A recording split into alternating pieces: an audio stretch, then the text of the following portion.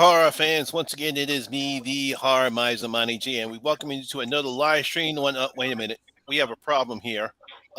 Jen, what are you doing?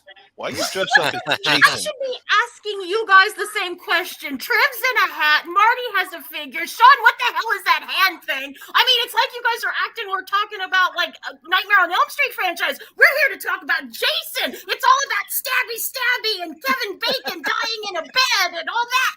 Pamela, mommy issues tonight, right? I'm sorry, Christian. Unfortunately, she did not get the memo. We're talking about Freddy. We're not talking about Jason. This is a retrospective of A Nightmare on Elm Street, not Friday the 13th. Even though he has a Friday the 13th T-shirt on, but he's got the menu. So take off that mask. Get that mask off. Hey, you know what? Jason does come up against Freddy in, one of the best crossover of horror villains done in the mid 2020. Don't make me beat 20s. your ass again. Yeah, I was Freddy versus Jason. See, you guys just didn't see my genius. Trev was the only one that saw my genius. Well, Wait a minute. We got. I see your genius all the time. Wink. Someone just clicked on. Did you give out our link to anybody else, Sean? No. Why? Someone just clicked on and joined our stream. What? I know. I thought, and besides that, I thought I could only have 6. Yeah. Who's Baldy? I have no idea. I don't even know who this guy is. Creepy. I didn't send it to anybody else. Yeah, I know.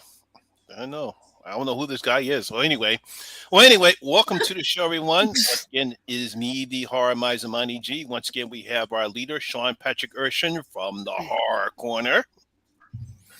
We got a good friend all the way from Ireland. It's Marty from the Trash Picture Show. Hello. And we got one half of Jen and Christian. We got Jen from Jen's Reviews from the Grave. Hello. Everyone, welcome our newest member of the Horror Hangout crew. It is Triv from Trivia Theater. Yay. And our guest this month is Christian Hanna from Planet Christian Hanna Horror. Christian, say hi to everyone. Hi, everybody. Welcome. Prime time, bitch. Christian, I just want to say, it's an honor to meet you. Oh, dude, thank you. And you were one of the people that inspired me to become a YouTuber. So. Oh, that's so cool, man. Thank you so much. Yes, it's always good to have someone that actually inspired us just as much as I would say Rory and Dan inspired me to become a YouTuber, or for horror actually inspired me to become a YouTuber. You did that for Sean. Yeah, that's so cool. Mm-hmm. That's really cool. Okay. All right, let's see. We got our usual gang from us in the chats. We have our good friend Russell. What's up, man? Hey, Russell. I believe this is Christian right here. Yep. Hi, Christian. Yeah. And of course we got Full Moon. He's in the chat. What's up, dude? And of course your good friend Dan. Hello. Hey, Dan. Welcome and bienvenue. Coming. Spooky J is in the chat right here. Hey, Spooky J. Yeah, I don't know who that guy was, but I guess he realized he was in the wrong stream, and I don't even know how. I don't know how he got our whatchamacallit. But anyway, obviously we're here to talk about our favorite man of our dreams. He is actually one of the big 3 in horror, Freddy Krueger, Nightmare on Elm Street series. He is obviously one of the big 3 in horror films, and what basically we're going to do is to talk about each and all the films in their franchise. Are we including Freddy versus Jason too? I would think so. Yeah. Yeah. It counts. Yep. It counts, baby. Mm-hmm. I mean, in honor of Christian's shirt, we really should. Yep. Yeah. Yeah. Since Jen actually did dress up as Jason, we will. I add went that all to the trouble. So, Christian, since you are the guest of honor, obviously we're going to start off with talking about the original 1984 film, A Nightmare on Elm Street. When did you first actually see A Nightmare on Elm Street? It was probably 2009. I haven't been a horror fanatic my entire life, which I guess throws people off. When I got into horror like right at the tail end of high school. I mean, I knew who these people were, of course, all the characters, but like I legitimately started watching all the movies around then, and I watched the second one first, and then I ended up going back and watching 1 and 3, 4, 5, 6, and just full disclosure, I'm like a super fan, so I'm not really gonna say anything bad about any of these movies. But I love the first one. It was 2009, and it wasn't as good as the second one to me, but I really, really, really loved the first Elm Street film right when I saw it. So keep it simple, I guess. Keep it simple. Yeah. Yeah. All right, Triv, when did you actually see the original Nightmare on Elm Street? I think I saw it on the AMC like 13 Days of Halloween that they do. That's probably when I was, I don't know, 14 or 15. As far as yeah, I guess from there it was kind of I caught them where I could. I didn't really do a ton with them until I got more into the horror community, and then I went back and like binged everything I could find. Okay. Cool. Jen, when did you see the original Nightmare on Elm Street? Well, I started off with Friday the 13th, so I kind of was a little behind. I was about 9 years old, and I started renting them at our local video store, and I really enjoyed them. I liked his his quips, and I liked how evil he could be, especially in the earlier ones. And even as a kid, I noticed, because I rented a couple of the movies all at the same time, and I noticed how we were going through kind of a transition from kind of very deadly serious to getting a little bit more comedic as the movies go on. And I actually enjoy that aspect of it. Okay. Marty, when did the Nightmare on Elm Street, when did it hit in Ireland? I think I would have been too young to see it in cinema. Probably would have been like maybe just 84, was it, guys? 84, 85? It was 84. 84. So I would have just been born. So it would have arrived in cinemas, I'd say 85 or 86, because we were a bit slower to get stuff back then. The first Elm Street movie I saw was Part 3, The Dream Warriors. So I saw the original fairly late. I was in my 20s. I remember picking up the collection box set in GameStop, Game at the time, for like a tenner, and that's when I watched it. So I'd say I probably saw I saw a bunch of them before I saw the first one. So I saw the first one maybe 2007, maybe. So I'm kind of late getting into the scene of the original. Mm-hmm. Excuse me. All right, Sean, when did you actually see the original Nightmare on Elm Street? Well, I saw it way back. I didn't see it in theaters, but as soon as it came on VHS, I saw it. I bought it right away because I did see the previews on TV, and I was like, "Ooh, wow, this looks really cool! Like, I got to see this as soon as it comes out." I mean, I was still a little too young to go to the theaters to see an R-rated movie, but yeah, fell in love with it immediately. Saw all the others in succession, And I'm a huge fan of the original. I think it's one of the greatest horror movies ever made. Like, I love the darkness of it, and I just think it's a genius idea for a slasher movie. It's so innovative, something totally different that we had never seen, and it's strangely simple too, because it's something we can all relate to. We've all, had the boogeyman chase us in our dreams, or at least we've all had nightmares like that, so it's something you can relate to, but it's brilliant. A man that chases you in your dreams and kills you in the dream and you die for real. I mean, it's so cool. That's a good point.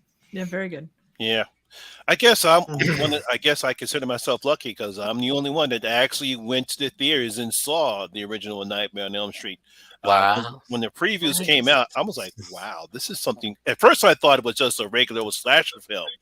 So when I actually went to the theaters and saw how great Wes Craven directed the film, and it's very different because it was something you never saw before, never saw that a person can actually haunt your dreams and kill you in real life. And you really got to give Wes Craven how he directed the film, Robert Englund, how he acted the film. I mean, at that point, Freddy was very scary. He was very creepy. You actually were scared of him. Some of the visual effects that I saw, I think. The first time we actually see Freddy is in the alleyway, and his arms extend out, like almost like a puppet, and all that mess right there. And of course, when Tina says, "Oh God," and then Freddy says, "No, this is God," with his glove, and he chases down the street. Mhm. So I think that's one of the reasons why I enjoyed A Nightmare on Elm Street, because that was something that was pretty scary, pretty frightening, and something we never saw before in the horror community, and was something quite different from all the other slasher films that came out during the 80s. Yeah. Absolutely. Well, Wes Craven kind of had a genius because he liked to take real life events. He did this with The People Under the Stairs. He read articles about kids, dying, young kids dying in their dreams and stuff. And that's where he kind of got the idea. He did that a lot with a lot of his movies. Yeah. Hills Have Eyes, he took real life things too. So that was just kind of his shtick, and he did it very well. Brad? Absolutely. Hey, Brad. So, Hello? Yeah. Was that the reason why you enjoyed all the Nightmare on Elm Street films, Christian? That's a lot. I don't even know where to start. To me, Freddy's the greatest because, like, I just like style. You know what I mean? Like, there's so many just silent slashers and stuff like that. And that's cool, but like, Freddy's just a bad son of a bitch. He's got personality and he talks, and I don't know. Like, to me, one of the scariest. I don't want to jump ahead, but like, I fell in love with Freddy's Revenge so much. And maybe if I wouldn't have started with that, it would have taken me a little bit longer to really, really love the series. But starting with part 2, I was like, Jesus Christ, that's like the devil. I love that one so much. But that really, I fell in love with that. Watching part 2, that was it was the first one I ever saw. Then I watched the first one and I love it. I love the first one too, and the music from Charles is great, and the music's really, really, really good. That's probably a big part of it too. You know, yeah, I listen to the music on vinyl a lot, the soundtrack, because it's just so good. I'd say it's as good as Halloween or Friday the 13th score, or The Exorcist or anything else. I mean, you recognize it in a second's worth of hearing like the opening theme. So that's a big part of it too, for sure. So yeah, because just like how Freddy has his cha cha cha, and then you have that Michael Myers theme, Freddy has his own theme too. When you hear that dum dum dum dum, that's amazing that each of the big three has their own music cues when it comes to it's Michael, it's Jason, it's Freddy. And of course, that typical 1-2 Freddy's coming for you. I thought that was how they did that was fantastic too. And Dawkins, don't forget about Dawkins too. Dream Warriors is an iconic song. Oh yeah, of course. Yeah, so eventually, like I said before, A Nightmare on Elm Street, like I said before, I saw it in the theaters. I think when I actually went to the theaters and saw it, a lot of people screamed out. Some people were like, wow, this is fantastic. But I think the next film, which Christian enjoyed, was Freddy's Revenge. Actually made Freddy even scarier. And of course, we all know the type of thing that happened with Freddy's Revenge, Nightmare on Elm Street 2. Jen, do you think they purposely put the gay stuff in it, or it was just something that happened?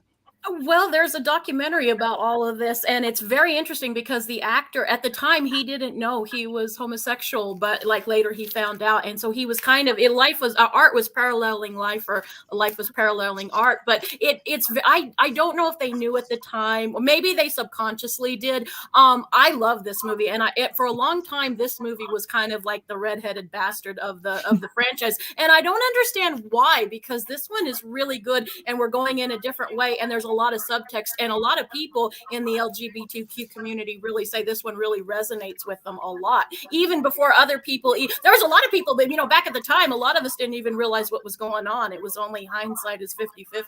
So I don't think they knew. They might have known a little bit, but I don't think it was as deliberate as maybe you think it was. Maybe it was. Who's to say? Yeah, Christian, what do you think about when they first made Nightmare on Elm Street 2, Freddy's Dead? Do you think they knew the type of gay overtones that were in the film or not, or did it just happen to be that way? It's the 0% chance the guy who wrote. I mean, 0% to me. Zero. I know that Mark Patton wasn't an openly gay actor, but it's clear why he got the job. Like, nobody else is gonna be able to play it the way he could. I love Mark Patton too. Like, he's so awesome. He is. Yeah. it just makes it scarier to me too. Because if it is about, you know, a guy who's gay and he's battling with his sexuality and Freddy taunts it, that's terrifying to me. And every single second, every scene in that movie with Freddy, he's not in it that much, right? But every single scene, you stand up, you lean up a little bit because it's insane how good he is in that. Everything with Freddy in that movie, that's the best Freddy to me. It's the scariest. It's the best makeup. All the lines that he has in that movie, to me, that's the devil. I kind of look at part 2 as like my new nightmare. Like maybe that wasn't even the Freddy that you see from 1, 3, or 4. Like that was somebody else, because that sucker was evil. So, but yeah, totally. They had, of course, they knew. I think that the guy who wrote it was even like, yeah, you know, that's what it was about. But you know, I didn't know they were going to actually cast a gay actor because Mark wasn't open about it yet. But no, he was still fighting his home. Yeah, he was still kind of dealing. Yeah, with he did not come out at the time because because at the time when I watched it, I didn't really think anything was gay about it. You know, I just thought, you know, the coach was just into this hard sex theme. Nothing, to me, was nothing gay about it. You know, that just happened to just. But when you look at it at a different context, then you do see the gay overtones on it. What about you, Marty? When you first saw Nightmare on Elm Street 2, Freddy's Revenge, what you thought about the film? Did you see the gay overtones when you first saw it, or you just considered it just another horror movie? I saw that there was connotations, but not to the level that other people saw. Like as Christian was saying, I do think that the actor was picked because he was able to kind of embody that and embody the ideals. That this is someone who not only has to deal with like Freddy preying on him in his dreams, he preying on his insecurities and such. I think that was there, but I think the movie worked as well because you didn't automatically have to be in the know about that. It could work with someone. It could resonate with someone who was straight, who just saw it as a straight up horror movie, but it also had a kind of very well-crafted underlining kind of ideal that there is kind of this homoeroticism going on, and that Freddy's using that as a tool or a weapon to torture this young man. Whether that was intentionally done or not, I don't know, but it worked. Regardless, it worked. That's a great point. Absolutely. Yeah. Russell's just saying the Never Sleep Again documentary is available on Tubi, so if you want to check it out. Definitely check that out. Yeah, got to check it out. Yeah, it's been a while since I've seen it, but I do remember him saying that. That's because we didn't care back then. I can imagine what would happen if that were to came out. If that came out now, then all of a sudden, you know, we would hear that. Oh no, Freddy Krueger is now woke. That nonsense. Trip, when you first saw Freddy's Revenge, what do you thought about the film? Did you think there was? Did you see the gay overtone? Or you just thought it was just another horror film? I actually didn't see it until quite a lot later, so that revelation was something that I already had kind of read up on. But you could definitely, like, going into it with that. It's kind of like watching a Shrek movie, and Marty made better light of this than what I'm going to try and say, but it's definitely that case of, like, you kind of, and that's one of the cool things about horror is you kind of come in and you can take from it what you need. Like, for people that wanted to see that needed that, to be able to identify with that. I think it's a clear enough message, but it's not, you know, you're not going to sit there and go, oh, well, clearly, you know. I mean, I think it hits in the way that really good horror does. It can hit on many levels. And I will say that blood-curdling scream that Jesse has every time he is terrified. You always hear women that, you know, they have those iconic screams, but his scream is so terrified. It is. It's the one thing that sticks with me on every watch. It's just, I don't know if they put spiders under his feet or what, but my God, I don't know. It came off as very real to me. So. Yeah, it seems a lot of people do enjoy Nightmare 2. Dan says Nightmare 2 is a special place in my personal journal. In high school, I made a friend who was big on horror, and we regularly scalp tapes and do trades. Nightmare 2 was the first tape I traded. That's awesome. Mm-hmm. Yeah, because like I said before, it'd be totally different now if a film like that came out. That's why not to go off topic, but that's why I really wanted they/them to succeed, because I would love to see a film that actually shows that all those characters, those real life people in a horror film, and I really wanted that film to succeed. All right, Sean, what do you thought about Freddy's Revenge? I love it. I mean, I think it's the most underrated of the franchise. I mean, everything with Freddy is just awesome. Like, he's so dark and sinister and evil, and has some of his best lines of all time. Easily. We make a great team. Children now. You got the body, and I got the brains. Anything with him is awesome. But it's interesting because, at the time I never even thought about, the gay undertones or whatever. But like Marty said, it could go either way. I mean, the makers of the movie deny that was ever intended, but even if it wasn't, it's there under the surface, and when you think about, you can look at it as, Jesse's got that trapped inside of him, like he's keeping it a secret. You could look at it that way too. Yeah. And I love how part 2 kind of flips it around. Instead of Freddy just chasing people around their dreams, he's possessed someone, and that didn't sit right with a lot of people. They're like, oh, they're changing around already. But I really like that. That was cool, Like, because I heard a lot. Couldn't he possess someone if he could chase you in your dreams? Why can't he possess you? And isn't that kind of the way that the series has gone? And I know I'm jumping a bit, but like, you look at, it's kind of been a torch passing throughout the entire series, kind of from one main person to the next. Right. I would agree with that. And you talk about the busting out, like, one of my favorite effects in the Nightmare on Elm Street series is when, like, Freddy literally, like, pops out of him. Yeah, like, I love that. Oh my god, I just, like when they show inside his mouth and his eyeballs. Oh like, yeah, so good. Well, I'd argue to me that's the number one moment from the entire franchise. Oh, agreed. Oh yeah, that's awesome. That's a great practical effect scene right there. Well, to me, what's the best part about that is when they go to Grady and he's screaming and knocking on the door or banging on the door and he can't open it, and then you just see Freddy stand up in the frame and he just, oh Jesus Christ, he's looking in the mirror. I can't believe they never that makeup was never used like that again. Oh, I know, it's so good. It really breaks my heart. That's, like I said, that's the devil to me in that movie. So that's my favorite sequence in of the entire franchise.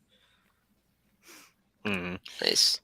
Yeah, I don't think you're ever going to get Freddy looking that evil with that style of makeup. Was it just because I don't know what's the same makeup guy that was in the first one, or the guy the makeup that's done the previous. I think it's the same guy. I can't remember his name. No, Kevin Yeager came on for part 2, and David Miller did the first one and the fifth one. Well, and really, you didn't get a lot of, like, he was mostly in shadow in the first one, so you didn't have you didn't get the same look at the makeup as you did in the second one as much. That's true. By and large. Yeah. So now we get to my favorite nightmare is the Dream Warriors. As I'm pretty sure everyone loves the Dream Warriors with Doken's soundtrack. Yeah. Marty, what do you thought about the Dream Warriors? Like yourself, this is actually my favorite, and it's kind of a twofer why it's my favorite. One, it's the first one I saw. I remember watching this on Bravo back in the 90s. I was in my mid-teens, and I was like, this is fucking awesome. The other reason I loved it was this was the sweet spot. This was where Freddy had personality, but he hadn't gone overboard with the fucking goofiness. He was charismatic, but he wasn't going the power glove just yet. I feel that was a dig at me, Marty. There was this kind of evil trickster element, but it wasn't pantomime just yet. And the other thing I love about this movie is it also kind of it tackled a real issue of like mental health and these teens struggling with that. And Freddy in this movie, I think, could be an analogy for depression or anxiety or kind of social pressures. And the adults just want to prescribe drugs. Here, take this, take this medication. This will cure it all up. And you have I'm after forgetting Nancy from the first movie coming in, and she's look, I've been through this before. And again, that's she's fought Freddy. She's fought issues with depression, and she's fought issues with like fucking having to deal with adults trying to dictate how to deal with her depression. And I like that. She had empathy and she wanted to help these kids. It's a fantastic movie, fantastic visual effects, stop motion Freddy skeleton in the end. I fucking adore that. The big kind of serpentine, the puppet, the serpentine Freddy. That was cool. That was a cool practical effect.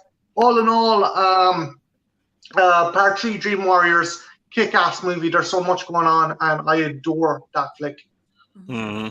Yes. You just reminded me of some of the great scenes I remember, because the first time the skeleton Freddy, when he's attacking the friend and John Saxton, first that came to mind was Jason and the Argonauts. Yeah. Yeah. All right, Christian, what do you thought about Dream Warriors? He said it really well. It seems like the real perfect blend for a lot of people, because even when Freddy's saying "Welcome to Primetime, bitch," he's not really smiling. Like, he's still really pissed off. Mm-hmm. I think people really like that, and Chuck Russell's great. I like the cast a lot. I kind of like Tuesday Night a little bit more than Patricia, but I'll kind of save that for later. But nothing's wrong, Patricia. Of course, it's great. I don't know. I mean, I got nothing really else to add on top of what he said. I like Nancy more in this film. I kind of dig her as, the elder statesman. I think maybe her acting chops were a little bit better at that point too. I'm not saying she was bad in one either. I love her, but I don't think that's too controversial. And Larry Fishburne's in this one. How do you not love old Larry Fishburne? Oh, yeah. You know what I mean? Larry, before he decided to call himself Lawrence. Oh, Larry Fishburne. Larry. Oh, Larry Fishburne. Yeah, it amazes me, because when I first saw him, he was in Apocalypse Now. I think this was his He was a baby debut. in that. It was his film debut, and then he comes and starred in this one. And I thought he actually did a pretty good job. But obviously, when it comes to Dream Warriors, I think that's where we actually saw something of a shift when it comes to Freddy Krueger. He was still scary, because, like you say, even some of the kills he does, you can still look, he's pissed off. But he seems to be having some fun. I mean, especially when you get the guy in the wheelchair, when he says, for now, baby, but when you wake up, it's back in the saddle again. It's the chair for you. It's the chair for you, kid. Monty, it's better to be pissed off than pissed on, and that's what Freddy discovered here. Unless you're German. That is true. That is very true. Well, I can say that because I'm German. All right, Trip, what do you thought about Dream Warriors? I really enjoy it, and I think it's a good, if you're gonna introduce someone to the night before Christmas, the Nightmare on Elm Street series. I think this is a really good one to start them on, because it does it takes all the best parts of the franchise and kind of puts them together.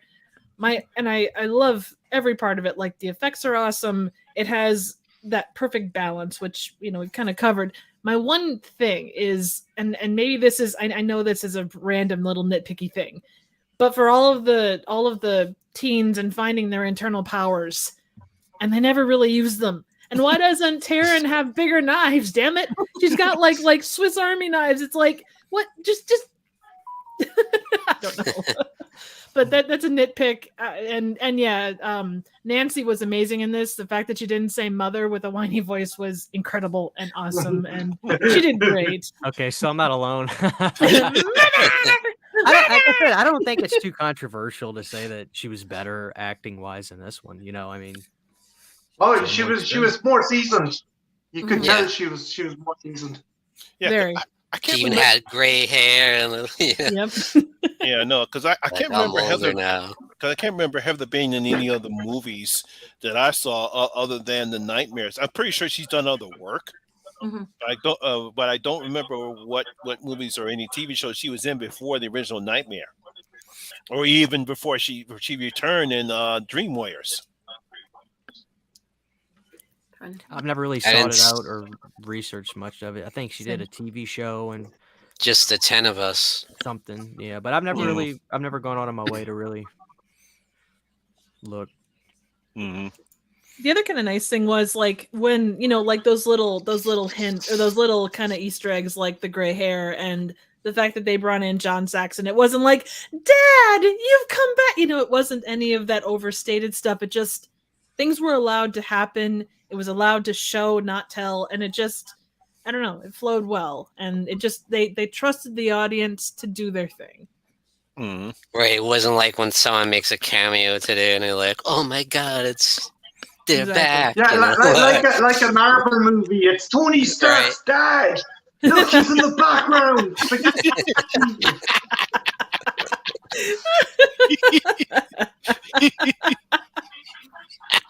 Because that reminds me. Because I think I forgot, not to go off subject. It was one of the Marvel movies where somebody was someone that got killed off, but he was in the background. But I forgot what movie that was.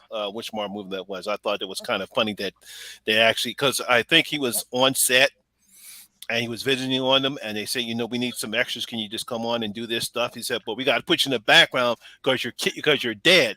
So we can't have you actually see. We can't actually see in the movie. But if you pretend somebody in the background, but they can't see, you can be in the movie. Yeah, I thought that was funny. All right, Jen, what do you thought about Dream Warriors? I think it pretty much Marty and Triv and Christian, everyone has pretty much said everything. I think that this is probably, it's generally most everyone's favorite film of the series. And 9 times out of 10, this is what the one everyone's going to say this is their favorite. And I can understand why. And again, the perfect blend. Like we don't go too far into the comedy land. We have just a sprinkling of it.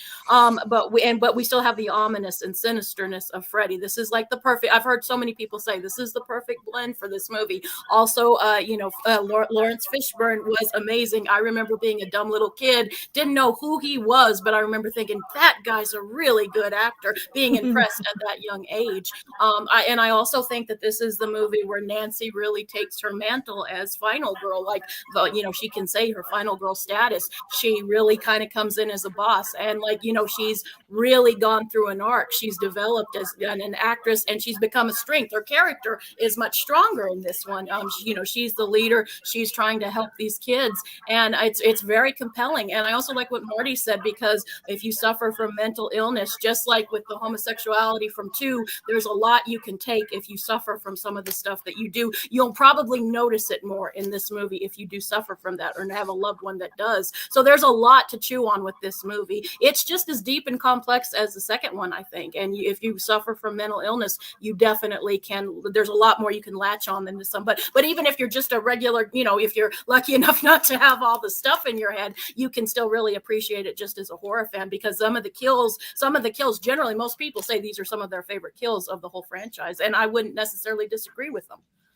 So, honestly, it's not my favorite movie in the franchise, but a lot of people, I know it is, and I can totally understand why. Yeah, because as a matter of fact, Brad and everyone else in the chat was talking about the Fat Boy song. When are you ready for Freddy? Yeah. That's just delightful.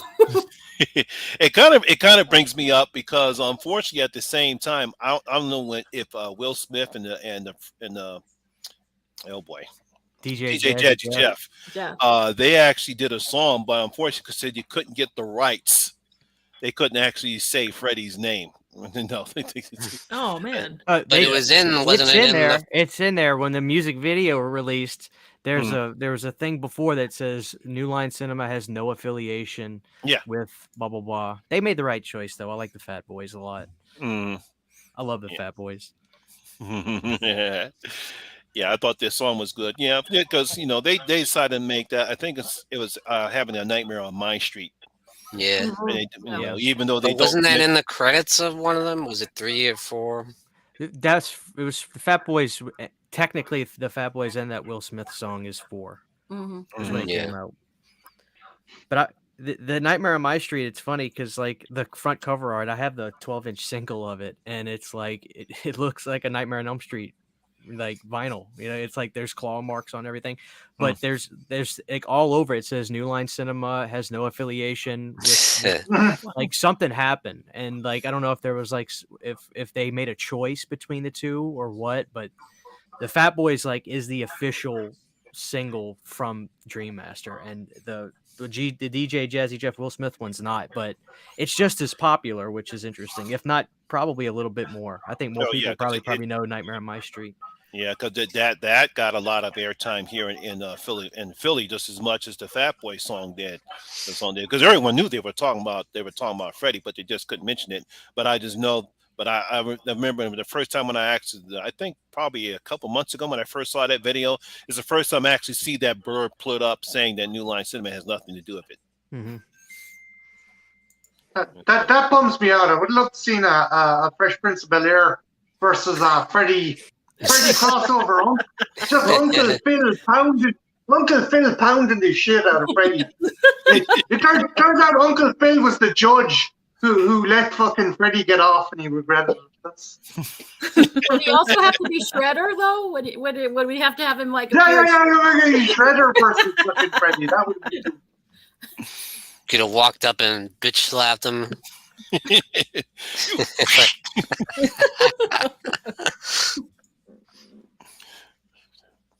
And nobody gets to.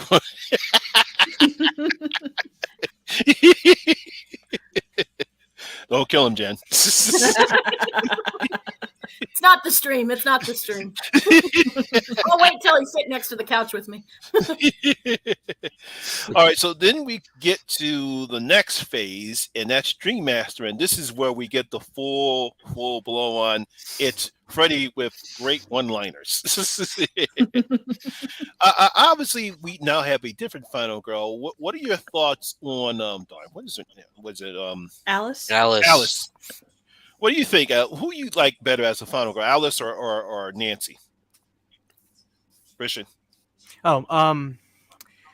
It's just it just comes down to taste, I guess. Not taste, but preference. Taste was the wrong word to use. Preference. And I really like Alice. I consider myself an Alice guy.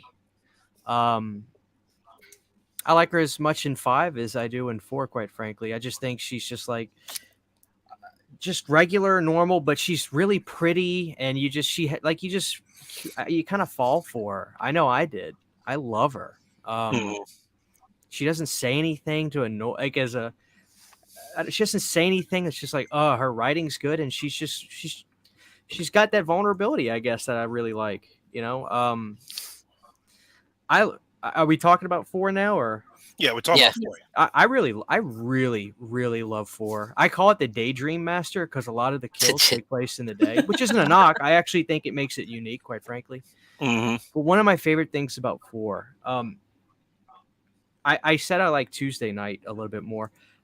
I think she's great in this one, but she brought more to the not the role, but also the movie, because she's a musician, and she gave that great song. I love that in song. the beginning. Mm-hmm. It bummed me out because she put out a record in '87. I remember I bought it, but that song's not on there. But happily enough, the record's fantastic. It's just like big '80s AOR kind of rock. But she's a really good singer, and it's great. But I really like that she got the role because she brought that element and that awesome song in the beginning of the movie. But the thing I really love about 4, it's kind of peripheral, but I love Dokken to death. But when it comes to like actual soundtrack, the body of work, the soundtrack to Part 4 to me is one of the best ever. I'm talking about the music from the motion picture, and not necessarily the original score by I don't know if it was Brian May or whoever did the actual like music. I'm talking about the bands and stuff as a whole, because Part 3 has Dokken, and I love Dream Warriors, but as a body of work, the soundtrack for part 4, it to me is undeniable between the Sea Hags, Vinnie Vincent Invasion, the Divinals, Go West, top to bottom, Billy Idol. I think as a whole, part 4 soundtrack is completely untouchable. I think that's the best music from the motion picture soundtrack. And it's not just like a hair metal soundtrack. There's so many different, there's punk, there's new wave, there's alternative, and there's hair metal with Vinnie Vincent Invasion there. But like, if you ever listen to the music from the motion picture soundtrack, I spin that record all the time. It's perfect. I love it so much. So that's one of my favorite things about the Dream Master is the actual music from the motion picture soundtrack. But I love 4. I think it's just super fun. I don't know. That's the only word to describe it to me. And I think the makeup for Robert Englund is probably one of my favorites from this one.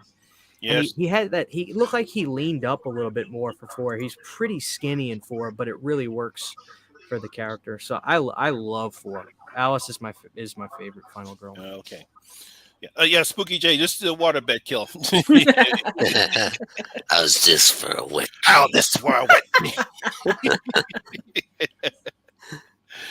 Yeah, Marty, what do you thought about Dream Master? Did it actually change Freddy Krueger from being scary into being just a some type of jokester? I do genuinely think this is kind of where the franchise took a bit of a dive. And the harbinger of doom was Freddy being resurrected by a dog pissing fire. I don't understand that. I can't encompass it. I'm like, what the Jesus Christ is going on here? Still a lot more solid than what was to come. The kills are still fairly gruesome. Like Let's Suck Face. I think it was that one, right, guys? I always get part 4 and 5 mixed up. But yeah, I did. That was creepy. The poor girl having the asthma attack and using that as a method to kill her. I thought that was cool. But I definitely think this is kind of where the franchise went off the rails. Still a lot better than the latter kind of entries into the franchise stuff. What about you, Trev? 4 is one of those that I've caught like bits and pieces of more than I've been able to sit down and watch the whole thing. Preparing for this is actually the first time I've really sat down and watched it front to back in quite a while. The kills are, I thought that they were really fun. Like just the one chick turning into a roach to me is just such a gnarly kill. I love it. I mean, it's done well from a practical effects perspective. There's a lot of those kind of kills in this, and so that makes it stand out as a good one to me. I feel like Kincaid and Chrissy and I can't think of the other guy, Joey, yeah. Joey. Mm-hmm. I feel like they were done dirty. You know, they're there for the first, 20, 25 minutes tops, and then they're kind of kiboshed. And I know why. I mean, there's reasons why, obviously, but it felt like it's like, why bring them back for that? They had their bits, but it felt like a different movie to me. And again, maybe that's me, but I think that there are good and bad things to all of these, and yeah, I go for this one for the kills because they are fun and entertaining, and I love them. So, Plus a wet dream pun. How can you not love it?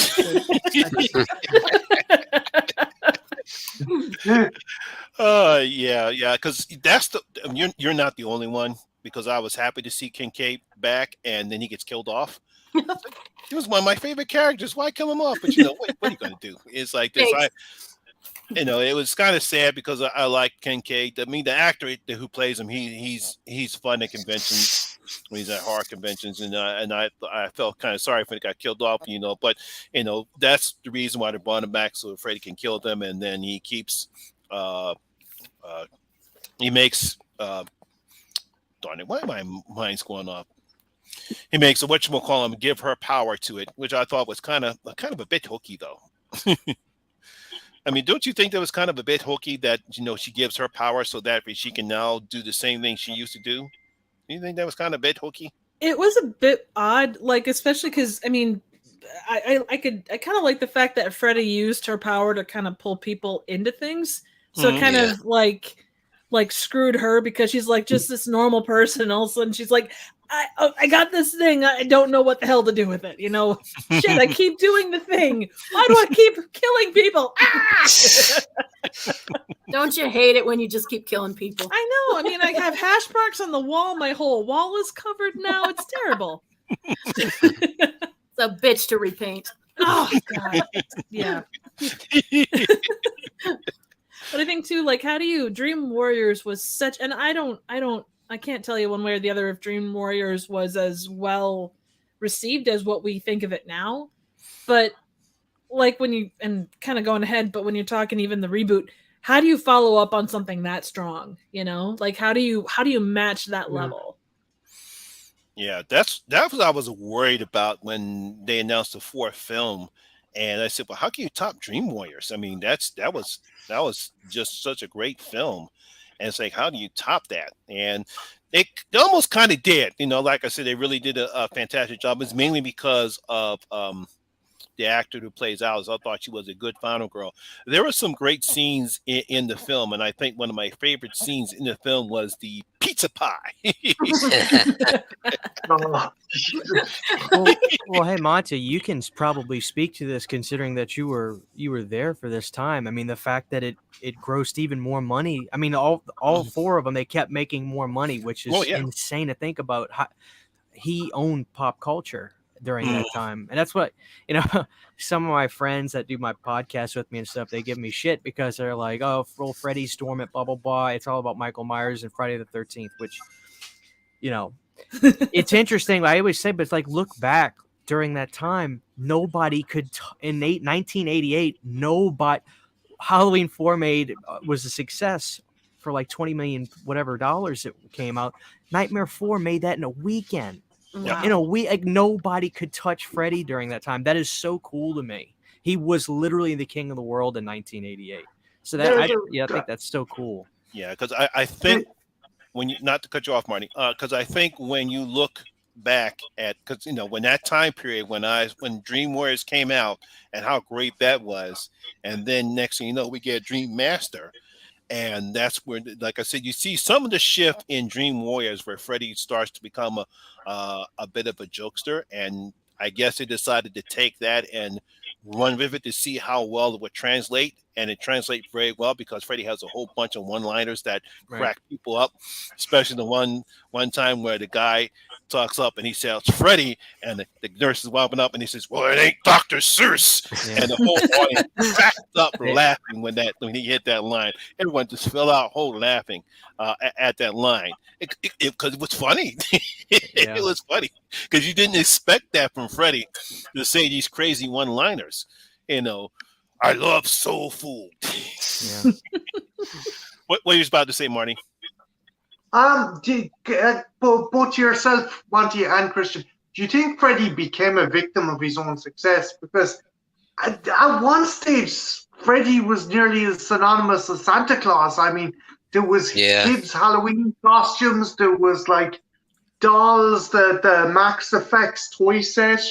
And granted, I come from a generation where Alien and Predator, you could get action figures, Kenner than action figures, that. But just for like a very solid horror character turning into something that little kids would dress up for Halloween, do you think that kind of, dare I say, neutered the character to an extent? Sure. I mean, but the higher you go up, the harder you come down, right? I mean, you can only be on top for so long. Right. Yeah. New Line Cinema was referred to as the house that Freddy built. That's what they called back in the day. You know, the house that Freddy that's built. true. You know what's funny about that Max FX you're talking about? I got it. It's right there. Mm-hmm. Nice. That was going to be this big toy line, but it was the talking. It's over there, but it's the talking Freddy in that box that came out beforehand. And the Max FX line was actually really unique because it was teaching kids, hey, this is a guy named Max, and you can dress him up as Freddy, so kids can understand it's just movies. It's not real. There really is no Freddy. But the parents they proposed the alien as well. It was going to be you'd get the costumes separately, right, and put them onto the main body figure. That was a cool idea. On the back of that Freddy Max FX, it shows there's an alien, a Frankenstein, and I forgot what other characters, and they look really cool. It's a shame it died off. But that talking Freddy killed all of it. But yeah, I agree. Definitely. I mean, that was peak Freddy, and once you're at the top, there's nowhere else to go. Yeah. You know, you get too much exposure. I think that's anything, right? Everybody. I mean, when after 87 for Whitesnake, they never sold any more records than that record after that. That was the peak. Yeah. You know.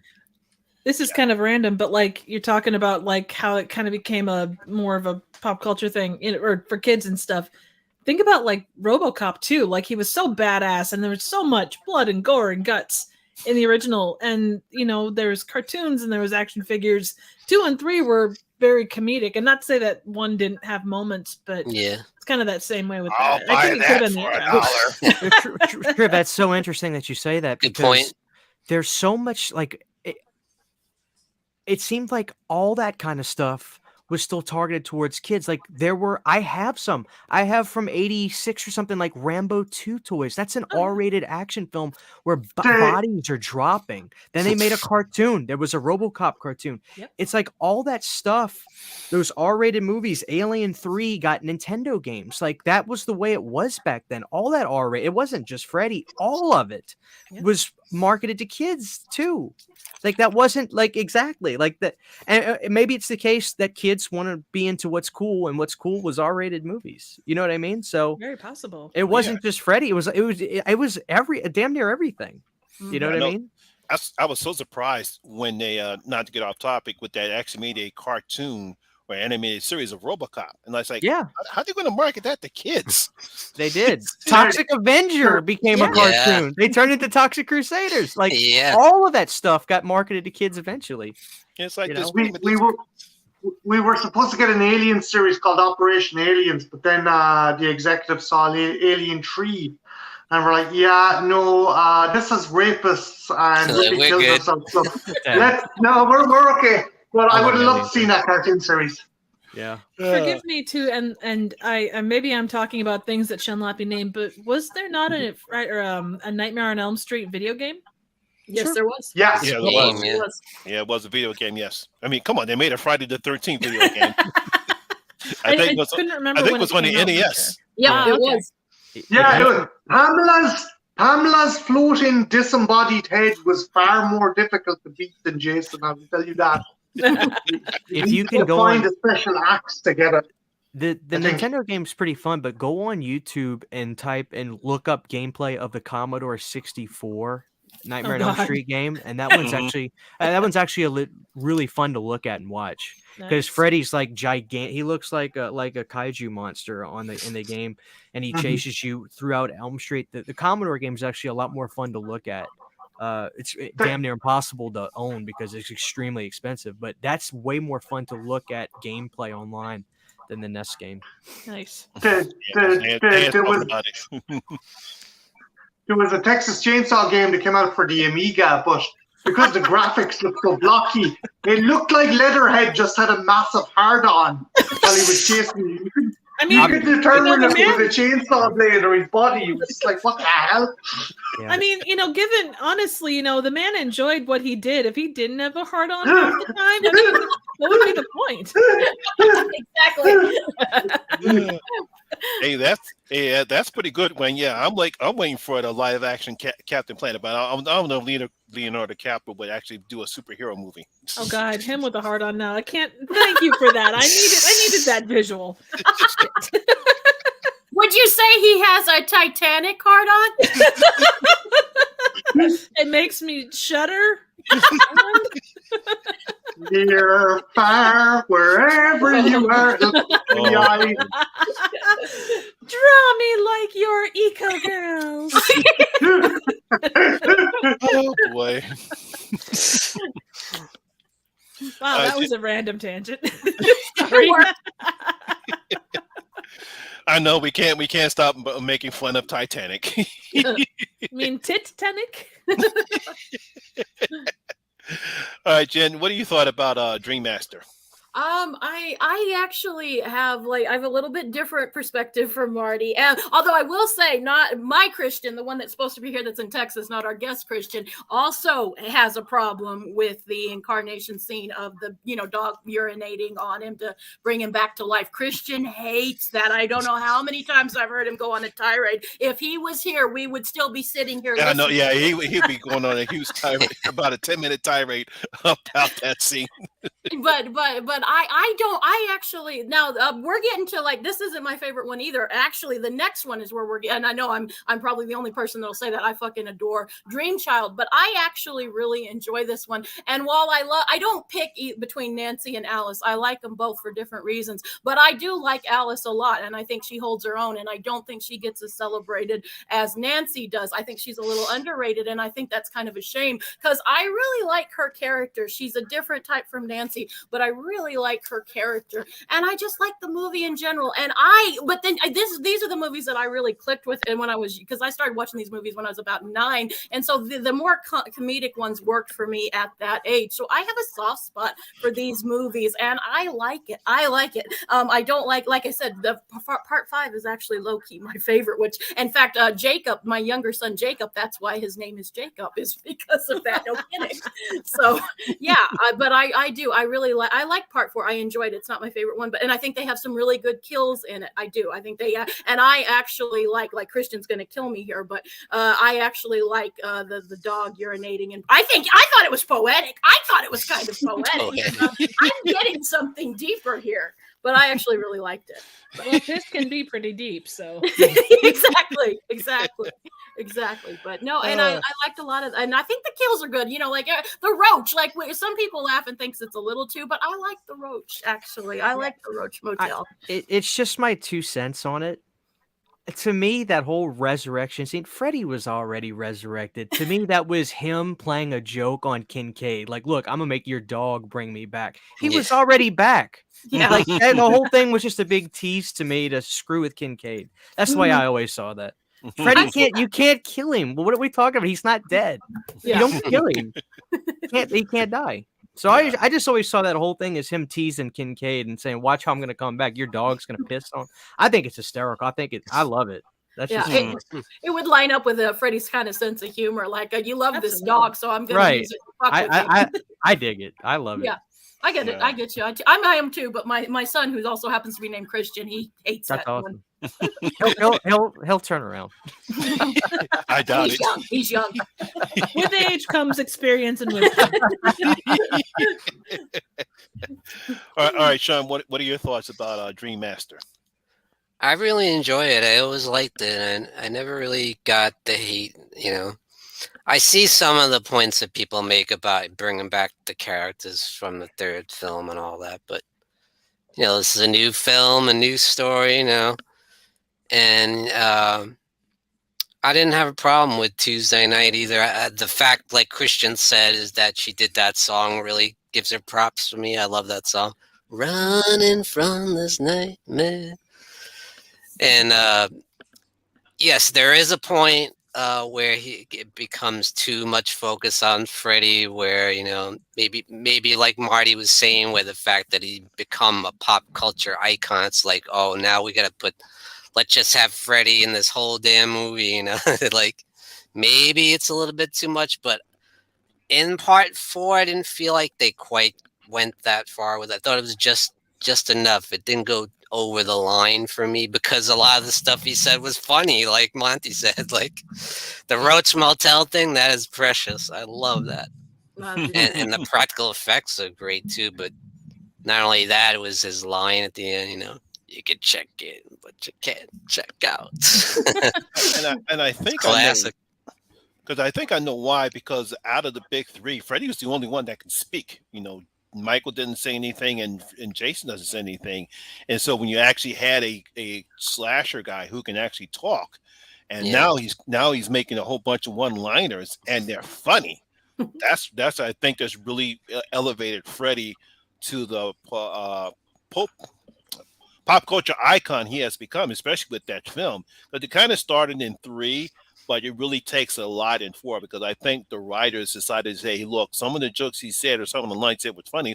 Let's go on ahead and advance it, and let's see how the audience reacts.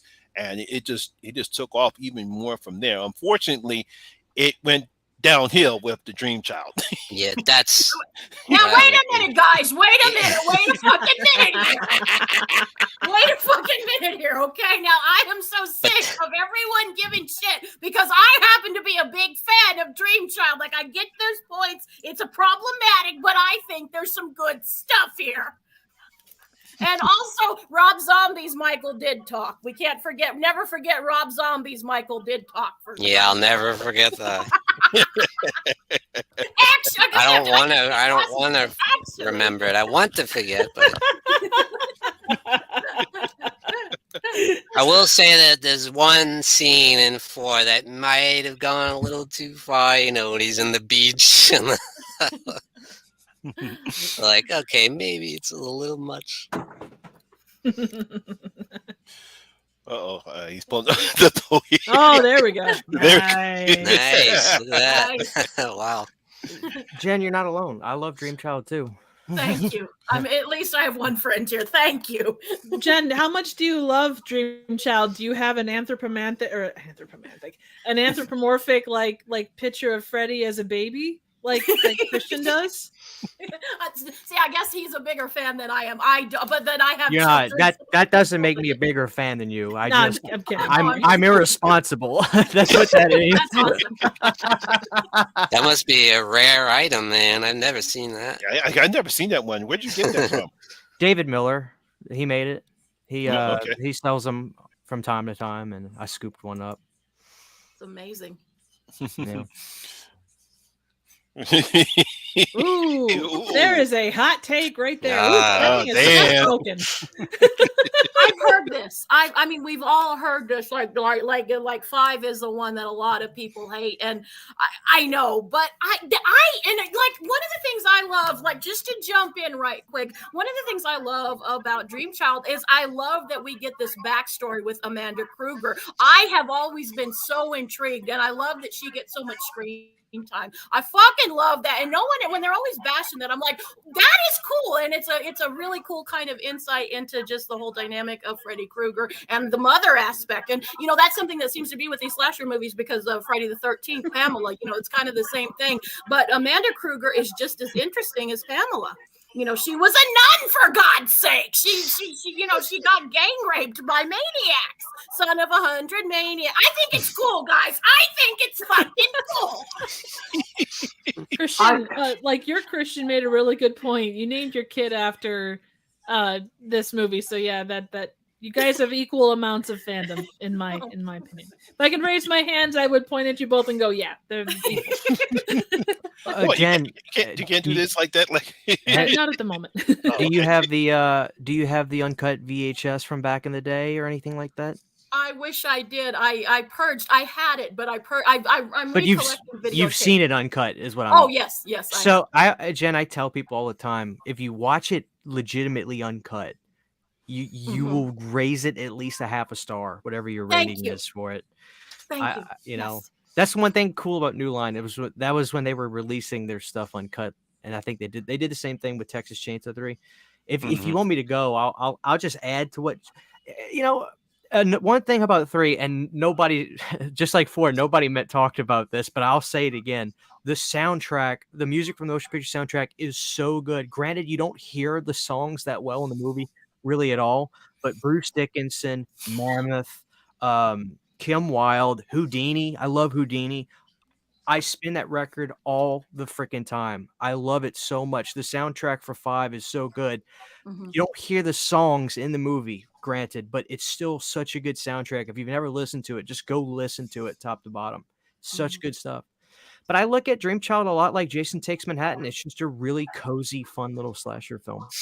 It is. I really like it. It was made in 9 months. The guy had no freaking money. Like, of course people have problems. I get it. I totally get it. But I still think all the characters are pretty damn memorable. I like the comic book kid, and I love Alice's blonde hair in this one. She's so cute with blonde hair. I love her in 5. But I think 5 is just such a nice little comfort slasher film. I love it. I really do. It Well, is a I'm glad you guys enjoyed it. To me, I thought it was the beginning of the downfall for Nightmare on Elm Street series. Not the fact that Freddy wasn't funny; he was funny in some of the stuff that he does. But one of the biggest things I think that really blew it to me was Super Freddy. Yes. Oh yeah, I can't with you. bring all that up. cannot take the Super Freddy. I mean, it's like the lines he said are funny, but that Super Freddy, no, I can't take the Super Freddy stuff. That really takes me out of the whole film. We don't have him try to be. He doesn't need to pretend to be Superman, in the film. They just took away everything out of it. I said, "Oh, y'all really going out there with the Super Freddy stuff." I mean, he could whoop my ass. I know that. He's pretty badass. Well, he's proven he can basically kick all of our asses, really. Yeah, no, yeah, that's okay, Brad. We can disagree. Hey, look, I'm glad you guys enjoyed the film. It's comfort, man. I when I don't know what to watch, I'll throw Dream Child on all the time. Like, you don't really just throw part 2 on. I'm speaking for myself, but like, that's a main event movie. You know what I mean? The same way 1 or 3 is. I don't just throw part 1, 2, or 3 on when I just need something to put on. When I want junk food comfort, like part 5 is like my go-to all the time. And I can just relax. It calms me down. It calms my nerves. It's like I'm sure it's the same for Jen. Part 5 is just like a good friend that calms you down. I could put that movie on and I'm cool. I'm good to go. The little kid annoys me sometimes, but he's also kind of cute too. Yeah. You know what I mean? Yeah.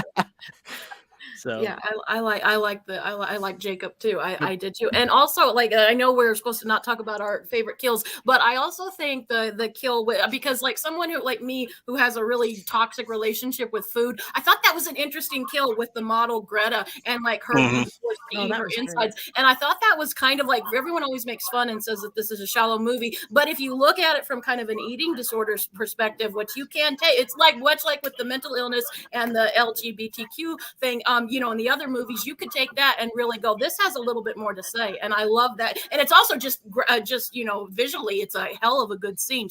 Her being strapped there and then her toxic mother kind of in the background, egging Eddie on, kind of, condoning it in a way. And it's a lot darker scene than what some people might take it for. Yeah. I thought the kill was kind of effective because it plays on her fears of her trying not to eat or binging because of her dominating mother, and I thought it was a very effective kill because that's what she was afraid of. Yeah, she took her fears and stuff, but it's still a very comforting movie, and it's definitely a funner movie than some of the others. But that kill has always that's one of the kills that always stands out in this franchise, especially if you have something of a toxic relationship with food, then you'll really hit you. Yeah. So Marty, what you thought about the Dream Child? I don't hate it. My issue with it is, and with the subsequent one to come after, is there is some really good elements. For example, from the prior movie to this movie, Alice's arc with her father, that's fantastic. I think that it shows that the father kind of got over his kind of abusive alcoholic kind of attitude, and Alice, him and Alice are really close now. That was really good. And the whole thing with Amanda Krueger being the really vicious origin of Freddy, that's fantastic.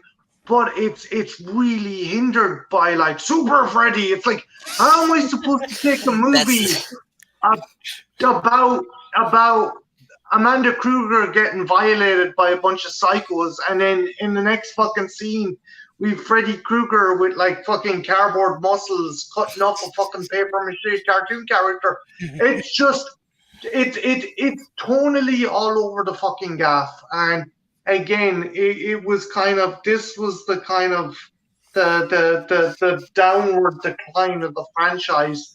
And I'm not criticizing Jen, I'm not criticizing Christian. I understand, as Christian put it, this is comfort food. This is like a close friend that you can sit down with.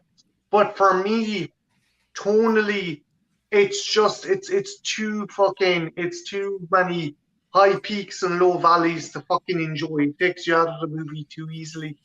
And that's what I think hobbles the movie. For myself, again, that's just my opinion. I just I can't focus on the stuff I really like when there's goofy shit going on. And that happens far too often in this movie for me. How do you feel about the comic book scene, Marty? Because you're so close into the comic industry. I always wondered how you liked it.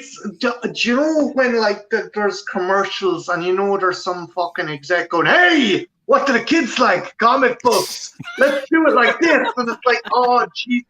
These motherfuckers never touched, looked at, or even fucking smelt a comic book in their life. And it's like, God damn. Like I'm not shitting on the movie. There is some fantastic elements to this movie, and if you enjoy it, you can. I just find that tonally, it just fucking goes really high and then comes down really low with some of the humor, and that just spoils the film for me. You know, I actually thought that scene was a person, whoever wrote that scene didn't like comic books. It seemed like comic books. Because, like I said, it's like when the guy turns into that badass person from comic books, and then Freddy all of a sudden becomes Super Freddy, and then he actually kills him and tells him, I told you comic books were bad for you. And I think the person who wrote it probably didn't like comic books. Oh, he did. Stephen Hopkins loves comics. Yeah, okay. The guy who directed it wrote it. Mm-hmm. He did. No, my bad. I didn't know. No. I like Stephen Hopkins. I love fucking Predator too. I just think tonally, the movie just was fucking bouncing all over the gaff. When like for every two things it does right, it does maybe one or two more wrong, and that for me kind of fucking. That for me pulls me out of the movie. It doesn't make it a bad movie. It just makes it an inconsistent watch. Mm-hmm. If that makes sense. Mm-hmm. Totally does. What about you, Trib? I'm always like, Christian was talking about soundtrack. For me, the visuals are always going to be what get me. I really enjoyed the way that they did visuals, kind of some of the body horror stuff. The motorcycle transformation scene will forever be like one of those, just like the whole scene I just love. And I know that's not indicative of the entire movie, but just like Freddy's, taunting and like the way he transforms and then he runs into a freaking bus or a truck or whatever it was. I like that whole bit, like it just to go out that way with something that you love. It's one of those kills that it's one of my favorite kills in the series. Beyond that, it's not a bad movie. I think it does fall definitely more into the genre of more kind of like comfort slashy. It's not meant to make you go, for the most part, it's not meant to make you go, think deeply about it, unless you're affected by those things, like how Jen said with food and such, because there are moments like that too. Mm. So I mean, it's another movie where you can take it and you bring in, or you take from it what you bring into it in a lot of ways. I did actually have a question, and I guess I'm not up on Freddy lore, and I should have done it beforehand, but with all of these movies, because every single one of them to some extent like feels like the ending of what could be the ending of the series. Would you say that it's like with any of these, would you say that they meant to they ended after that, or was there sequels planned by and large after every single one of these? Does that make sense? Yeah, no, it totally does. Yeah, I think once New Line saw how great the box office were, because horror movies are not expensive to make. I believe, especially after the second one, especially at the third one, they saw the box office grow, and of course, obviously, everyone says that the New Line Cinema is the house that Freddy built, because most of their success came from a Nightmare on Elm Street franchise. They were just a typical, I think it was an independent film company. They were before they released the Nightmare on Elm Street. I think they were just an independent film company before they became the giant that became because of Freddy Krueger and the Nightmare on Elm Street series. It just increased. Yeah, pretty much.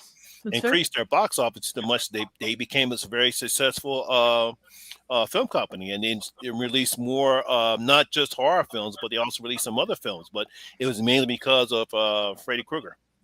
I appreciate that. I didn't know myself, and I meant to look it up beforehand, but I kind of ran out of time. So I'll put it to you like this, Triv. If Nightmare 5 had made as much or more as Nightmare 4 did, Mhm. the next one would not have been called Freddy's Dead: The Final Nightmare. It would have been Okay. called Nightmare on Elm Street 6. Yep. If you get Yeah. what I'm saying. Dream Right. Dream saying- Apprentice. Yeah, Keep that train going. Yeah. Okay, And good then- to know. And then ironically, Freddy's Dead actually was really good Yeah. in the box office, so that's why you got New Nightmare. So it's all about Mhm. money. Oh, It's absolutely. always It's about also, money. Yeah. always about the moolah. That makes sense, though. All right, Sean, what do you thought about the Dream Child? To me, like Marty says, this is the point where they went too far with Freddy. Although I do love the rebirth scene; is hilarious, and it's like it's a boy.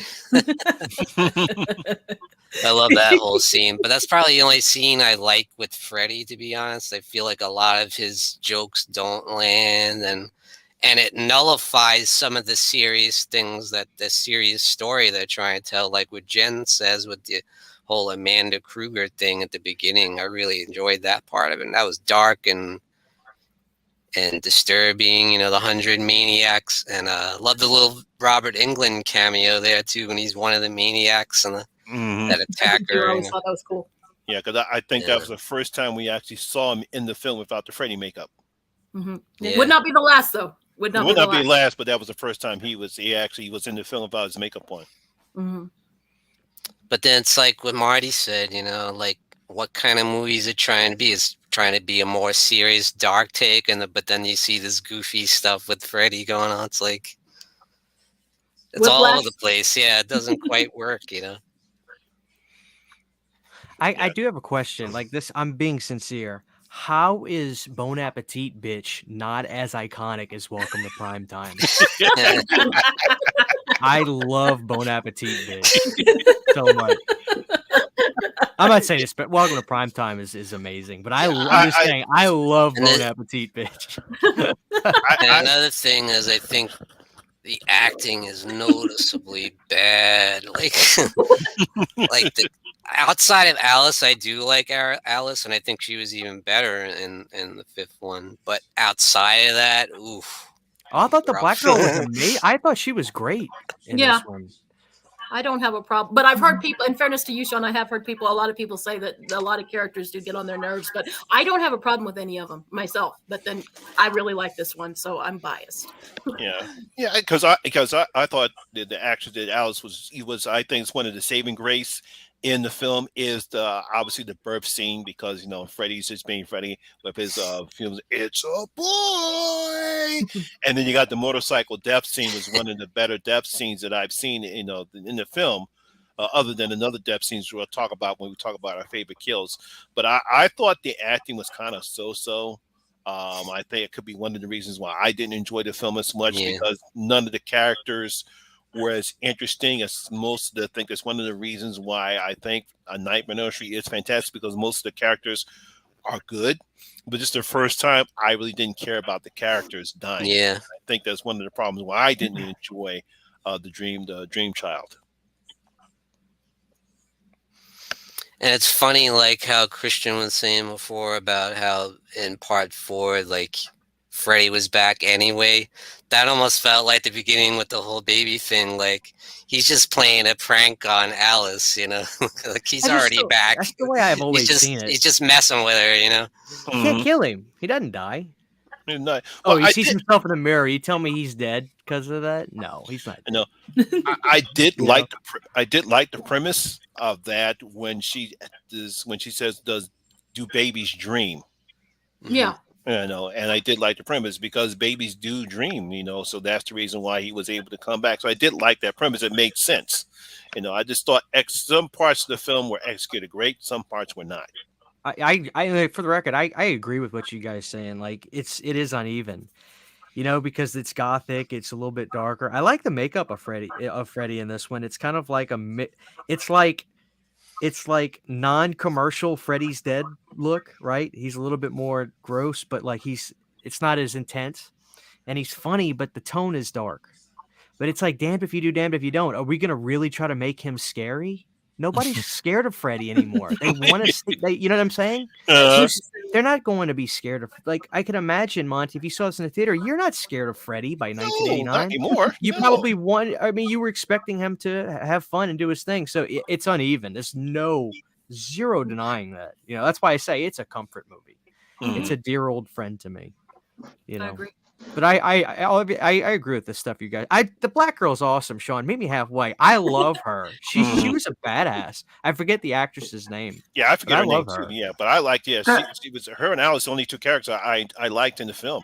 And then you There are really good kind of moments of inspiration, like with the motorbike kill. Obviously, Hopkins was influenced by Tetsuo Iron Man. It's a Japanese kind of extreme body horror movie. No, And for all the silly shit it does some really good, solid fucking moments. Sorry for cutting across the shot. I just want to say that in case you think I'm just shitting on the movie entirely. No. Yeah, it has its moments, like, and the idea of Alice becoming pregnant too is something that's interesting. It's something different, dynamic. Ooh, what's gonna happen with this? You know, but like you said, for every serious tone they're going for, it's like nullified with the goofy Freddy stuff. You know. Yeah. now we get to talk about everyone's favorite Freddy Krueger movie. Speaking of goofy, Shut up, Sean. It is Freddy's Dead: The Final Nightmare. Now, I'm pretty sure that most people know that this is one of the most controversial films. Obviously, I'm pretty sure most people know Cody Leach does not like this film at all. He hates Freddy's Dead. Don't know why, but that's his prerogative. He said he never did like it, can't stand it. Other people said that Freddy's Dead is one of the worst films in the franchise, one of the worst horror films that they've seen before. I don't know what's going on, but I saw Freddy's Dead in the theaters. Truly enjoyed it. I think the problem comes with I can see Marty getting know what I'm talking about. I'm with you. It's the Freddy's vision where you had to put on those paper 3D glasses when you go into Freddy's vision. And unfortunately, that does not translate well on the VHS tapes because when you're looking at that, it's the same thing with Friday the 13th Part. It wasn't that good in the theater either when I saw it. Even now, Monty, like, the 3D glasses are the least of this fucking movie's problem. Okay, I'm just gonna say that. Marty's still a little salty. We just did this movie a week or two ago, so he's not exactly happy with me to begin with. I love you, darling. Do you? Do you really? As a matter of fact, I do. Aww. So, Christian, why do you think people did not like Freddy's Dead?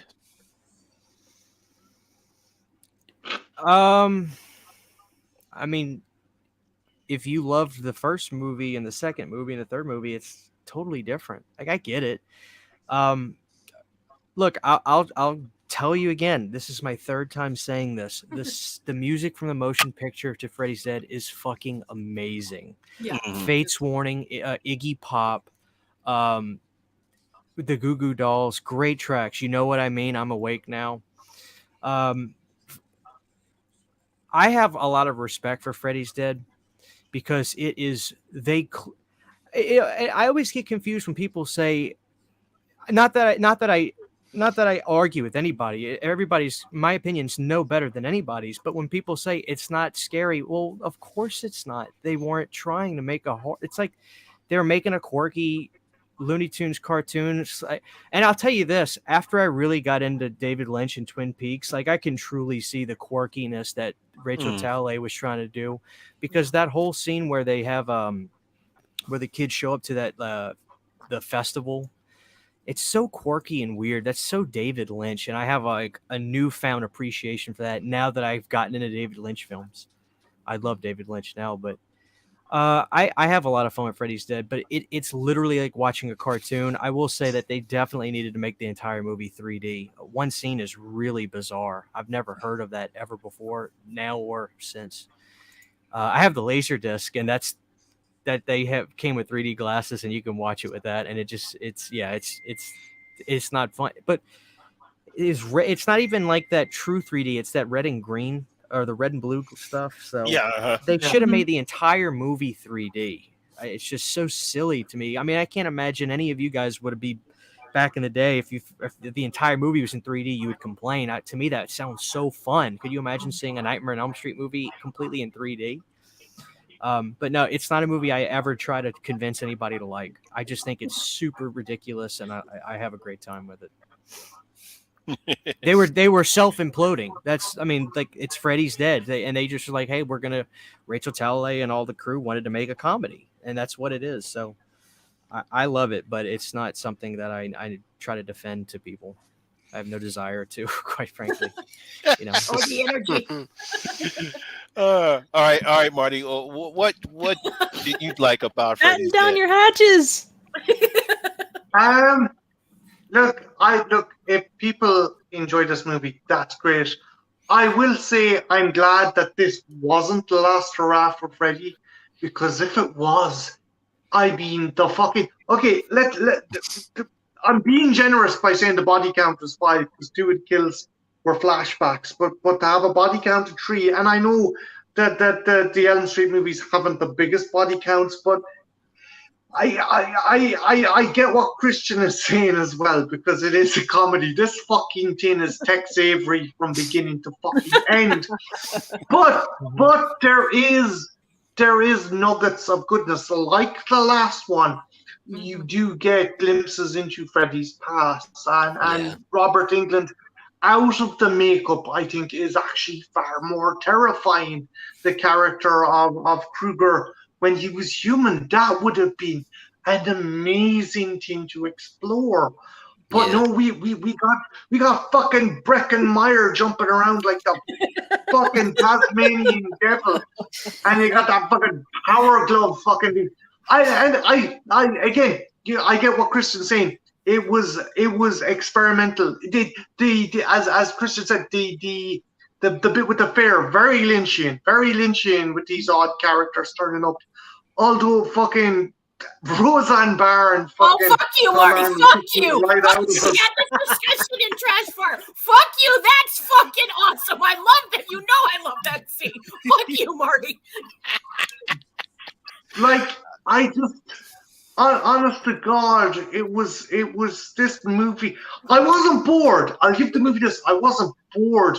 But this movie was like looking after a hyperactive fucking toddler after he drank a 2-liter bottle of Coke.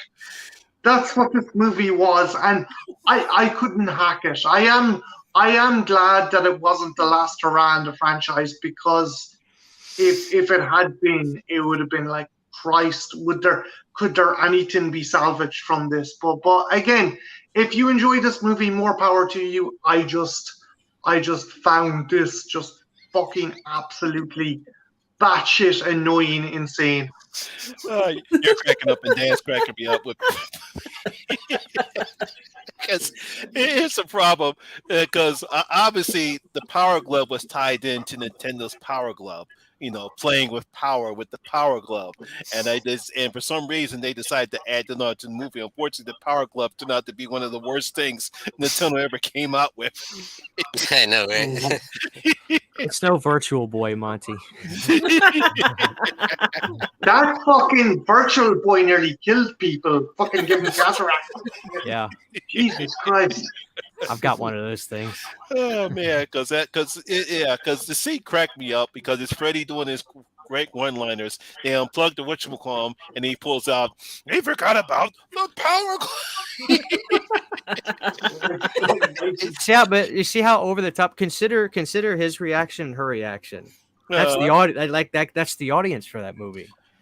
Now, not back then. They wanted just people's money. I don't think they gave a shit if you liked it or not, as long as they got you in the theater. But people have a strong reaction one way or the other if Freddy's dead. I think that's cool though. Like, those are my favorite kind of movies, when it's so polar. We need more stuff like that nowadays. Come like on that now. Beau is Afraid movie. People I can't wait to see this Beau is Afraid. People are literally pissed off at how much they hate it. Like, I'm so excited to see this thing. I wanna see it too. I'll say it's not just people who have not seen Beau is Afraid. you're either going to love the Love movie, it or hate it. you're going I to hate love that. That's so exciting to me. and that's That is true. typical of all three Ari Aster films. It's always the same. You Yeah. love Hereditary or you hate it. You love Midsummer or you hate it. It's the Right. same thing with Bo is Afraid. Not to get off topic, are you either going to love it? Because I seen the people who love the film, and I see the people who don't like the film, and I can understand why. Mhm. I can understand why. It's one of It's a, those.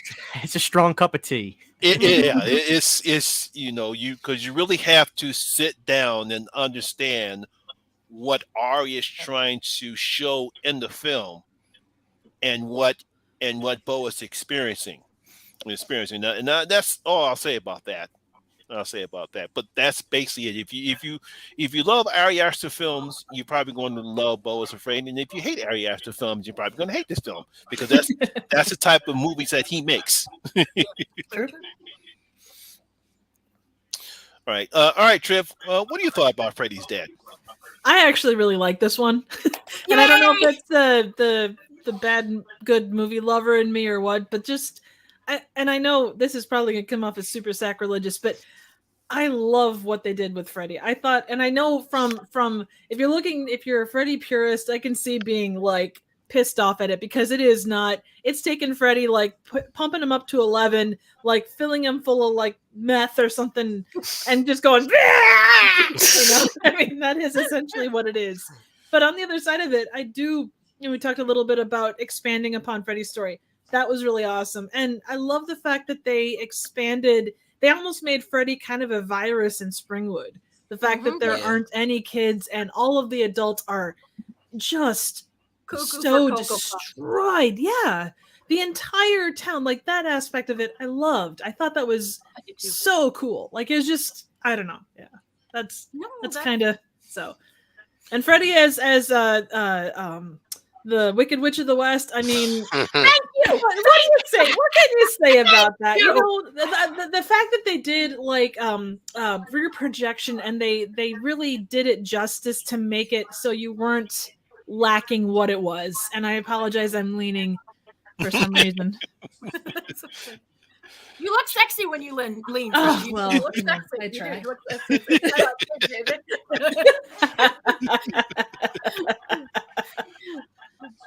I'm partial to Bus Driver Freddy, and I will. One thing I want to add as well is the Freddy's Dead poster is my favorite poster. Like I love that vibrant red that it has. That's my favorite poster of the franchise. I actually like the beginning song of Freddy's Dead. I forget who does that song, but it's Goo Goo Dolls. Yeah, Nice. yeah, that was a nice, good song to start the whole movie off. Yeah, that soundtrack is great. And Alice Cooper's my favorite artist in the world. So the fact that he plays his dad too is hysterical to me. Oh yeah. All right, Jen, your turn. All right. Well, see, I think I have a lot to say about this one because I've always been a defender of this movie. And I realize that yes, it is over the top, just like Christian and Marty said. It's savory and cartoon, and very Lynchian. You're right. I never thought about it, but yeah, like looking back on it. And also, I've seen this movie twice this month because we had to do for our 92, and me and Marty did it for a trash fire. And I love this movie. I do. This is like one of my comfort movies. This is just a fun, bonkers, over the top, and it is one of those movies, but I will give the detractors of this film, I will acknowledge for everything it does right, where we actually do some interesting things, it does take a few steps back. And like for it to be the ending one, and I know it's not the ending one, but it was supposed to be our last one. Yeah, it can kind of suck for the way Freddy goes out with sperm monsters. I can't believe we haven't talked about sperm monsters yet. We'll get to that. That's maybe in the negative category, but I just think this one's fun, and I love Freddy as the Wicked Witch, and I'll get your little soul too. See, instead of Toto, it's a soul, Marty. You gotta understand how cool. It's his, Toto, but it's soul. You know what I mean? You know, darling? I freaking love. I think it's cute. It's campy.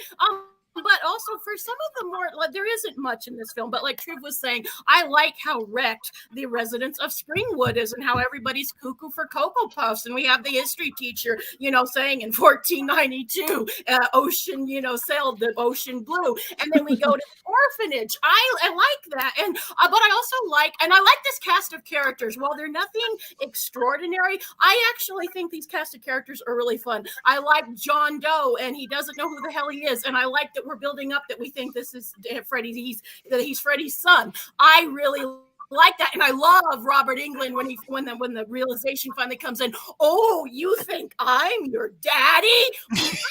Wrong! I love that. I fucking love that. And before I go off too much on things, I fucking love Roseanne Barr's and Tom Arnold's cameo. Fuck you, Marty. I fucking love that. Oh, the children! I'll hide you better this time. He won't get you. Look, I got your nose.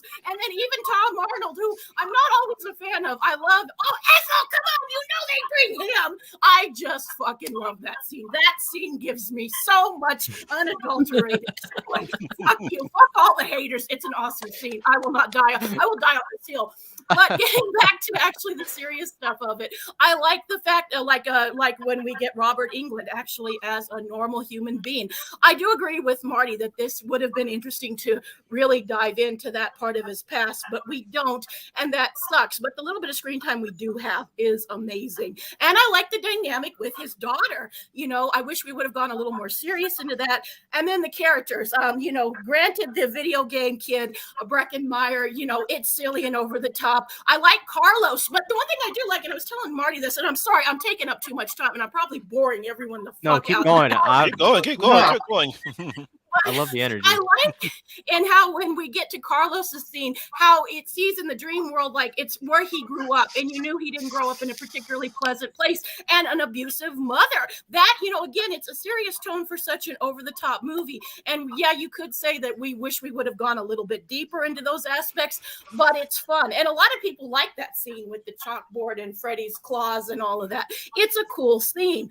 But and I like Tracy. And again, another thing that's serious, Tracy's father, she was the tough girl in this movie. She was, sexually abused by her own father. That's pretty fucking dark, people. We never remember that of this movie, but that's pretty fucking dark.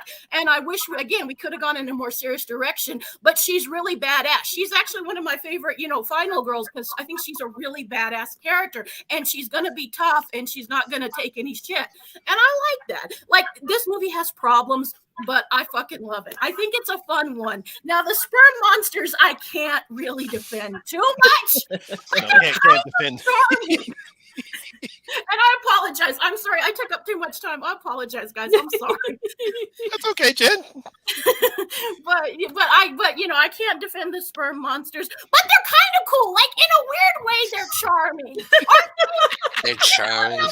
I mean, every sperm monster is going to be at least a little charming, really.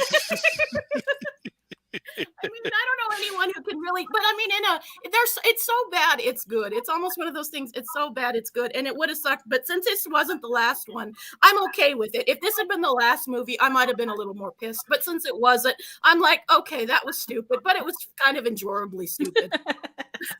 So. Yeah, because I think one of the more interesting parts of Freddy's Dead was that scene where she goes back to her father's apartment, yes. And you can see that she knows it's not real, but she's still traumatized by it, and she's still affected by it. And of course, Freddy, that's when he's at his best. And he goes like this: "What's with kids today? No respect for their parents." And also, the guy playing her father is creepy. And I do, even though the makeup job isn't the best in this, I do like the makeup job when she bashes his head in and he's all disformed. I really like that. I really thought that was a pretty good special effect.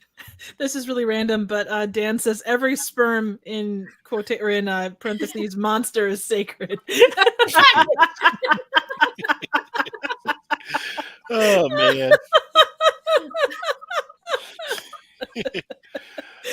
All right, Sean. I know you're ready to tell your thoughts about Freddy's Dead. I hate this movie. It's the only one that I can't stand. Yeah. And it's like with a passion, I'll be honest. I really don't like this movie. Maybe because it's like what Christian was saying. If you're a fan of 1, 2, and 3, well, those are the movies I love, and that's what I want to see. I don't want to see some goofy nonsense, Like, and this series started off very serious, intense horror, and that's what I love, Mhm. I guess I'm a serious horror guy, unless it's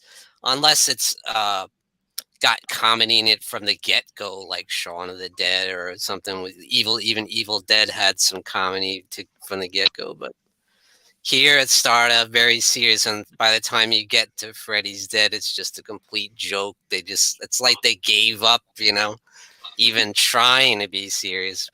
But yeah, there are a few little elements of like what could have been, like the backstory of Freddy and Alice Cooper being his father and everything, and the abuse he had as a child, that was something interesting. And like Marty said, I would like to see that explored, but there's no room for that in this garbage. And I feel like even Robert Englund checked out by this point. Like even he didn't care anymore. It's just so bad. Like the makeup on him is terrible. It's just, I can't take it. I can't Marty with this pointed that out. movie.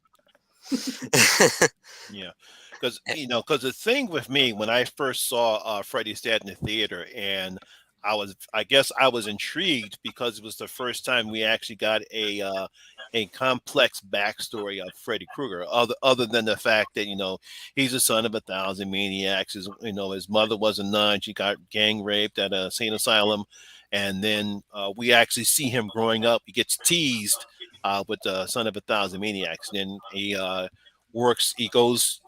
he gets adopted by Alice Cooper, and he gets beaten up, and then all of a sudden we see him mature into the monster he becomes, and he actually decides to get married, and he has a daughter. And I thought that was pretty interesting aspect of Freddy, because we never saw because out of Freddy and Michael and Jason, we really not have a complete backstory of all their characters. Now that's what Rob Zombie tried to do with his version of Halloween, was try to give Michael Myers a more definitive backstory, because we never heard Michael talk until Rob Zombie. So I would give Rob Zombie credit. This is, wow, Michael's talking. I would love to see. I'm assuming that's probably what to do with the Camp Crystal Lake series, is they're actually going to see Jason Young, and maybe he might actually talk. We'd love to see these kids growing up and learn, what caused them to become the monsters that they become before. That's the reason why I actually enjoyed Freddy's Dead. Yeah, there are some aspects that were silly. Freddy as a Wicked Witch of the West. Roseanne monsters. The Wile Coyote thing that happens. He's putting. We see him falling down. We see him getting the spikes on the whatchamacallit, Roseanne Barr and Tom Arnold. Some of the goofiness that we saw, and I don't even want to talk about the Freddy vision. Really did not need the Freddy vision. It was. I really don't. I like it. I'm alone here. I kind of like it. No. You really didn't need a Freddy vision. Like I said, I had no problem with. I think his name was Erica Lane, who played Allison. I can't remember the actress's name. I don't remember her name either. I can't remember her name. I'm pretty sure. I think her name was Erica. I thought she was okay. I thought the girl was okay. The final girl, obviously Yapakota. He was in this film. Yeah. Mm-hmm. But speaking of the Halloween remake, that was something that kind of reminded me of it. Is the cameos annoy me, like to the point of being annoying. Like, oh, it's Roseanne Barr. Oh, look, it's Johnny Depp. Oh, look, it's Alice Cooper. It's like to the point of being just stupid, Yeah, because I thought the Johnny Depp cameo was funny. I liked it. See, let's go this over again. This is your brain. This is your brain on drugs. Understand it. Freddy whaps him aside. Looks like a frying pan of some eggs to me. Let's trip out. I like that. Let's trip out. I actually loved that song. Was decent. Iron Butterfly. Uh-huh. In the Garden of Eden. It's a good song. Great song. So obviously, New Bad Line, movie. yeah, obviously, New Line Cinema learned their lesson, and they decided to bring back Wes Craven and Wes Craven's New Nightmare. Mhm. And we actually got a darker version of Freddy, the actual Freddy that Wes Craven created or wanted to create, because he did not like what happened to his character over the subsequent films, and he created this film. So, Christian, did you actually like what Wes Craven did with creating this new Wes Craven's New Nightmare and actually made it more kind of a meta thing? Sure, I think it was. I don't know if it's ahead of its time because I'm sure there was something meta that probably happened before this. Mm-hmm. I have a little bit of a thing I say sometimes, and I don't know if anybody would agree with this, but this is just how I feel. I have so much respect for New Nightmare. I think once you get to the scene where Heather goes to Wes's house and they talk, then the movie revs up and it gets going. But I think it feels a little bit slow. And and that's just my opinion. So especially if you don't agree with that, then you won't agree with this. I always hear people talk about with Scream, they give Wes Craven all the credit in the world. And I always say Kevin Williamson wrote that movie. He wrote such a tight script. That movie moves like a freight train. Wes Craven did a meta movie 2 years before, and in no way to me does New Nightmare move like a freight train the way Scream does. It's a beautiful movie. I love the look of Freddy, but it is slow to me. I've heard a Up lot of people until say that. up until you get to the point to where Wes and Heather talk, and Wes has that shit-eating grin where he's trying to act talking to Heather. And I love Wes, God rest his soul. He's one of the greatest to ever do it, right? But it's so funny. I look at it through so many such rose-colored glasses now when he's trying to talk to Heather about playing, and he's just got this grin on his face that he can't get rid of. But once you get to that point, I think the movie really kicks it into gear. I wish we could have gotten something with Robert actually facing the entity. We never got that. Well, that Yeah, would've that been would That'd have be been great. Yeah. interesting. But yeah, every time I talk about New Nightmare, I have to bring up. Has nothing to do with Scream. But I always say Kevin Williamson deserves the credit for Scream, not Wes Craven. He directed the movie, great, of course. That's what he was hired to do. But to me, when you look at the writing of the film, that's the difference. I just feel like what New Nightmares does not move as fast. And I compare them because they're both meta films. So Yeah, because they're both meta films, and I do agree with you. I think it's more of the fact of Kevin Williamson's script than it does with Wes Craven. Yeah, Wes Craven directed a good job with Scream, but when you take a look at how well it was written and how the actors' performances in the Scream in the first Scream film, that's what really makes Scream what it is, what it became to be. And and like I said before, with New Nightmare, it does kind of a bit slow, but because we're so happy to see a different version of Freddy and something that harks back to what we saw in the first original film, I think people didn't mind the slowness, or you might say the slow burn. Sure. The slow burn. yeah, and I think that the look of the entity, Freddy, whatever you want to call him, is really cool. It reminds me of Uncle Frank from Hellraiser a little bit. Just like that bloody muscle body, like you know. Frank was hotter, though. Frank was hotter. It's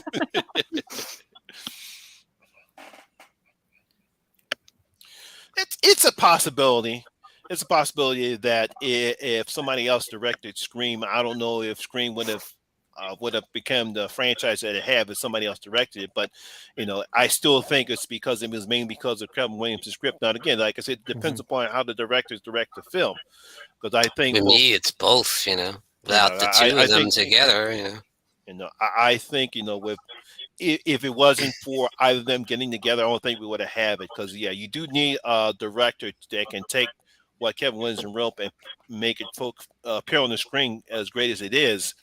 I think if Kevin Williams didn't write it or Wes Craven didn't direct it, we wouldn't have a Scream franchise. All right, Ms. Lean. Sorry. What do you thought about Wes Craven's New Nightmare? I don't know. I really enjoy this just because of the meta nature of it. To see someone playing a fictionalized version of themselves will never not be interesting to me, and to see Robert Englund playing kind of just Robert Englund, I kind of enjoyed that too. Yeah. Real quick question for Christian: did Wes Craven, was he a better actor than Stephen King? Oh, I mean, Steven was funny as Geordie in Creepshow, but you know, it was easy to act goofy, I guess. Well, when you're covered in I green tell you what, Wes is no worse. Wes is no worse than Bob Shea. Oh, Heather, kids love horror. Oh, I mean, I love Bob Shea too, but then again, he was great as the bartender in 2, but he didn't say anything. You know, I really do love. Like I said, I love all these films, but New Nightmare is the only one where I just find it's a little slow. Oh, that's And fair. I'm poking fun at Wes's acting. You know, I'm poking fun because it's like, how do you not love Wes, right? Absolutely. But no, neither Wes or Bob Shea should ever get Oscars for their performances. I know, because Oh, good. Sorry. yeah, because it seems like every time when I see Wes Craven grin, he just has that same grinning evil look. It's like he's done something great, but Right. he's also got that he can't help it. It's just how he looks. Fair. I think the best horror actor or horror director as actor is definitely Sleepwalkers. Like them Mick as, Garris. yeah, I Yeah, love Mick all those to guys. death. Oh, I do too. But as far as this, I appreciate the fact that I guess with Nightmare, they were constantly evolving. They didn't redo the same movie with everything that they did, and the fact that they took New Nightmare in a meta direction, I appreciate the fact that they went outside the box with that. They didn't like go, okay, well, this was supposed to be the last movie, but we've got this next one. How are we going to do this? I appreciate the fact that they did something very different than what the other pieces that were in it. They didn't go to space. Thank God. Oh my gosh! Right. Oh boy! It Oh, came boy. close. It could have gone down that road. They went to a space, but not the space. Mhm. All right, Marty, what do you thought about New Nightmare? I'm pretty sure you enjoyed this better than Freddy's Dead. Yeah, no, this is up there with part 3 for one of my favorites in the franchise. In that you really only have to have seen the first one to kind of benefit from it. The meta element I think was fantastic, and just kind of saying that Freddy had become so popular and part of the zeitgeist, he ended up becoming a creature unto himself. I thought that was a fantastic idea. Christian does make a good point though. Some people who work behind the camera should stay behind the fucking camera. Wes Craven's like, yes, Nancy. It's like, dude, just fucking, here's a He clap. can't lose the grin. He can't do it. Yeah, he can't. It's like he farted and he's like, the wicked But yeah, I know I like it. It's a cool entry. I particularly like the demonic Freddy at the end. I thought that was kick ass, and the whole idea that, like, if something takes on so much kind of notoriety in the consciousness of human beings, it takes on a life of its own. I just think that's pretty cool. I think it's a cool element. All right, Jen, what do you thought about New Nightmare? Well, I'm old, so like I remember when this movie actually came out, and I didn't get to see it in the theater, but I did see it as soon as it came. It was available on VHS, and I remember talking to people and saying, "Oh, I really like this." And I remember a couple of guys that were older than me. They were probably late teens, early 20s, and they're like, "Oh, you're just a dumb little kid. That movie fucking sucked. Ruined the franchise." It was not a particularly like now it's starting to get a lot of acclaim, but at the time it was not a particularly particularly beloved with critics or fans. A lot of people thought, oh, Wes really dropped the ball with this one. And I was always a very big, like, I know I've just gone on and sucking, for Final Nightmare and all the worser ones in the franchise dicks, but I have always really loved New Nightmare. I've always really dug it. And I like how dark and mean spirited we go. And I like also about how it's about a mother, fighting for her little boy. And we're kind of, again, touching on a little bit of mental illness themes because she doesn't know what's up with her kid. He's lost his father. So is it this? Is he crazy? I like how it shows the depths of what a mother will do to protect her child. And I also think the kills are fucking brutal. In fact, one of my favorite kills in the whole franchise happens to be in this movie. We'll talk about it later. I adore this movie. But I have heard what Christian was saying. I've heard a lot of people say this is slow. And I have kind of a unique perspective because Wes Craven is my favorite director. But I'm not your usual Wes Craven fan. I like Scream. I do. But I don't. It's not a beloved franchise for me. I enjoy it, but it's never been a particular favorite franchise of mine. Even the Nightmare on Elm Streets, I enjoy, but they're not my favorites. What I like with Wes is The Hills Have Eyes, and my favorite is People Under the Stairs. That's my all-time favorite. So I really appreciate this New Nightmare. I like it because it's so dark and sinister, and we're going back to the original first one. But I do find it interesting hearing people talk about it, and now it's kind of becoming beloved because I remember this movie was really hated when it first came out. People did not like this movie, and I got told I was a dumb little kid for really, because I go, oh, I really like it. Really?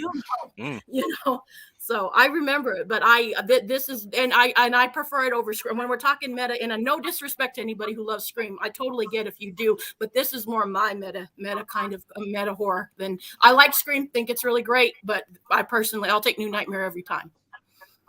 So. Yeah, I just thought it was a very interesting film because I know there's probably other meta films out there, but it's the first time I actually saw something like this where we see all the actors playing, kind of fictional characters on themselves. I thought all the actors did a pretty good job in the film. I thought they were trying to return Freddy to make him scarier or scary just like he was. That's what Wes Craven originally thought he was supposed to be. And I thought Robert Englund did a pretty good job in playing himself. Yeah, it would have been nice to see him go up against the entity Freddy, because even in the credits go out, they actually say Freddy Krueger himself. I actually thought that was decent how they thought that, because it really shows they went out their way to try to make Freddy scary again. I think that's what the purpose Wes Craven wanted to do. He says, look, all right, you guys had your fun. Give me back my character, and I'm going to try and make him scary again. Yeah. All right, Sean, what do you thought about New Nightmare? And that's what I like. That's exactly what I like about this one. They made Freddy scary again. That's what needed to happen for me. Like, it's like they jumped the shark so bad and Freddy's dead, and a lot of people, I think, felt that way. And it's like, we can't be satisfied with this being the last one, so let's bring back Wes Craven and really get back on track, and I think they did in a lot of ways. And it's like, how can you make a 7th movie good? How can you come up with something different? And they really did. I love the concept of it, the meta feel. But yes, I will have to agree with Christian. It is very slow. And that's the one thing that bothers me. I find myself drifting off a lot of times halfway through. But like you said, once it kicks back in, once Heather meets up with Freddy and he's like, "You miss me." That's when I'm like, "Yeah, bro, let's go, baby." And then it gets awesome. And Freddy's more sinister. He's more devious, and he's just like an entity. It's not like you said. We manifested Freddy, and he became something real. I like that aspect of it, and it's cool seeing all those actors play themselves, Robert Englund play himself. I thought that was really cool. And he's awesome either way. And he's great in this movie. I think Heather's really good in this movie. Yes. Yeah, I think overall it's solid, and it's a great return to form for me, for the franchise, getting back to the more serious tone. And I love the concept. But yeah, it could have been a better pace, though, for sure. So. I meant to bring this up a second ago, but I forgot. New Nightmare does have easily one of my favorite moments from the series too. It's so disturbing, and it happens like that when the kid's casket drops Yeah. and she looks down, and you see Freddy pulling the kid deeper into the hole. It's really quick, but something about that is so mentally disturbing to see. That's one of my favorite shots of the whole series. But it only lasts like a second. He pulls the kid deeper, and that's like one of the first times you really see the entity. I love that. That's a hell of a moment. Definitely. Yeah. So it took them a long time, but we finally got it. Freddy versus Jason, two of the biggest horror icons in modern horror. We finally got them together. Yes, I got the still ray myself. Were you excited, Christian, when they finally announced that we were finally getting a Freddy versus Jason? Yeah, I was young, but definitely. And I saw Jason X in the theater, and it scared me so bad. My mom didn't let me see Freddy vs. Jason. She made me wait for it to come out on video or TV or whatever. But I remember I was really, really, really excited. But I wasn't a Freddy fan yet, so I was Team Jason. Yeah. Yeah. Yeah, because I was reading on Bloody Disgusting and reading all the horror magazines about the number of attempts that they were trying to bring these two franchises together. Obviously, it happened when Paramount bought Warner Brothers got the rights for Jason over from Paramount, and at the end of Jason's Dead, Jason Goes to Hell, the final Friday, when we see Freddy's Luck come out and everyone's in the audience screamed out because they said, we finally going to get Freddy versus Jason. Were you, Chris, were you satisfied after seeing Freddy versus Jason that we got the battle that everyone expected to get between these two? My opinion changed a little bit because I read this. There's this author that makes these books. I believe his name is Dustin McNeil. And he did this entire book about all the attempts of Freddy versus Jason getting made. And you would not believe how truly bad a lot of them were. And it really changed my opinion on the actual film we got. I read the entire book. It went over 7 or 8 scripts that talked about, they made the millennium a part of it because a lot of these scripts were being written in 96, 97. And they were going to include the end of the world, the 2000 Y2K was going to be a big component of the film, and all of it was really, really bad. So I have rose-colored glasses now, or rose-colored goggles, if you were, when I think about the movie we actually got, because it's really better than a lot of the bad ideas that were going to happen. In my opinion, maybe Jen will agree with me. I know Sean doesn't like Freddy, the character, and Freddy's Dead, and maybe Dreamchild. In my opinion, to me, Robert Englund is always a 10. I think he is always on in the movies, even the ones I'm not a big fan of. I just think he's just fantastic. And in Freddy versus Jason, it's no different. I think Robert Englund is just... He's having fun. He's just having fun. He's an icon. He's an icon. And I also learned, we talk about there's a lot of people that wanted Kane Hodder to play Jason in this movie. Yeah. And there's the blame game. Well, I think the reason Kane didn't get this job, he is not a yes man. They needed a yes man to play Jason because we already heard the stories of Kane on the set of Jason X telling Jim Isaac, Jason wouldn't do this, Jason wouldn't do that, Jason wouldn't do this. Bob Shea and New Line, they're not going to put up with that. They needed somebody to just play that character and do what the script is. I'm not saying anything's wrong with Ken Kersinger. But in my opinion, the reason Kane Hodder's not in that film, he's too much of a troublemaker for New Line. It's not a height thing. It's not. I think Kane is too. He would open his mouth way too much. I mean, Sean, you tell me.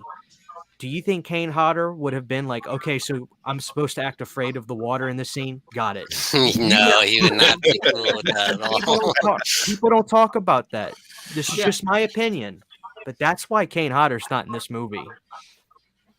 Nobody, none of the New Line people wanted him. They knew he was going to be a troublemaker to them, not for the fans or us, because I agree with a lot of things he says, but that's why I think that's why I think Kane Hodder's not in the movie. But as the movie goes itself, again, I got rose-colored goggles. I look at it in like a sigh of relief now compared to some of the really bad ideas that they had and almost got made. Even the Rob Bottin thing, and he wanted to spend millions and millions and millions of dollars, and New Line was like, no, we can't do this. So I think the movie's fun.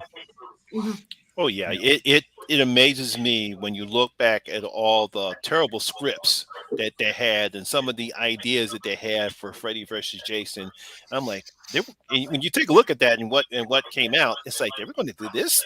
That's crap. Ridiculous. I was not going to buy that. It was just stupid idea after stupid idea. That's why I spent so much time in developmental hell, is because of the awful scripts that they had. But when you finally realize what came out, it's like, wow, that's so much better.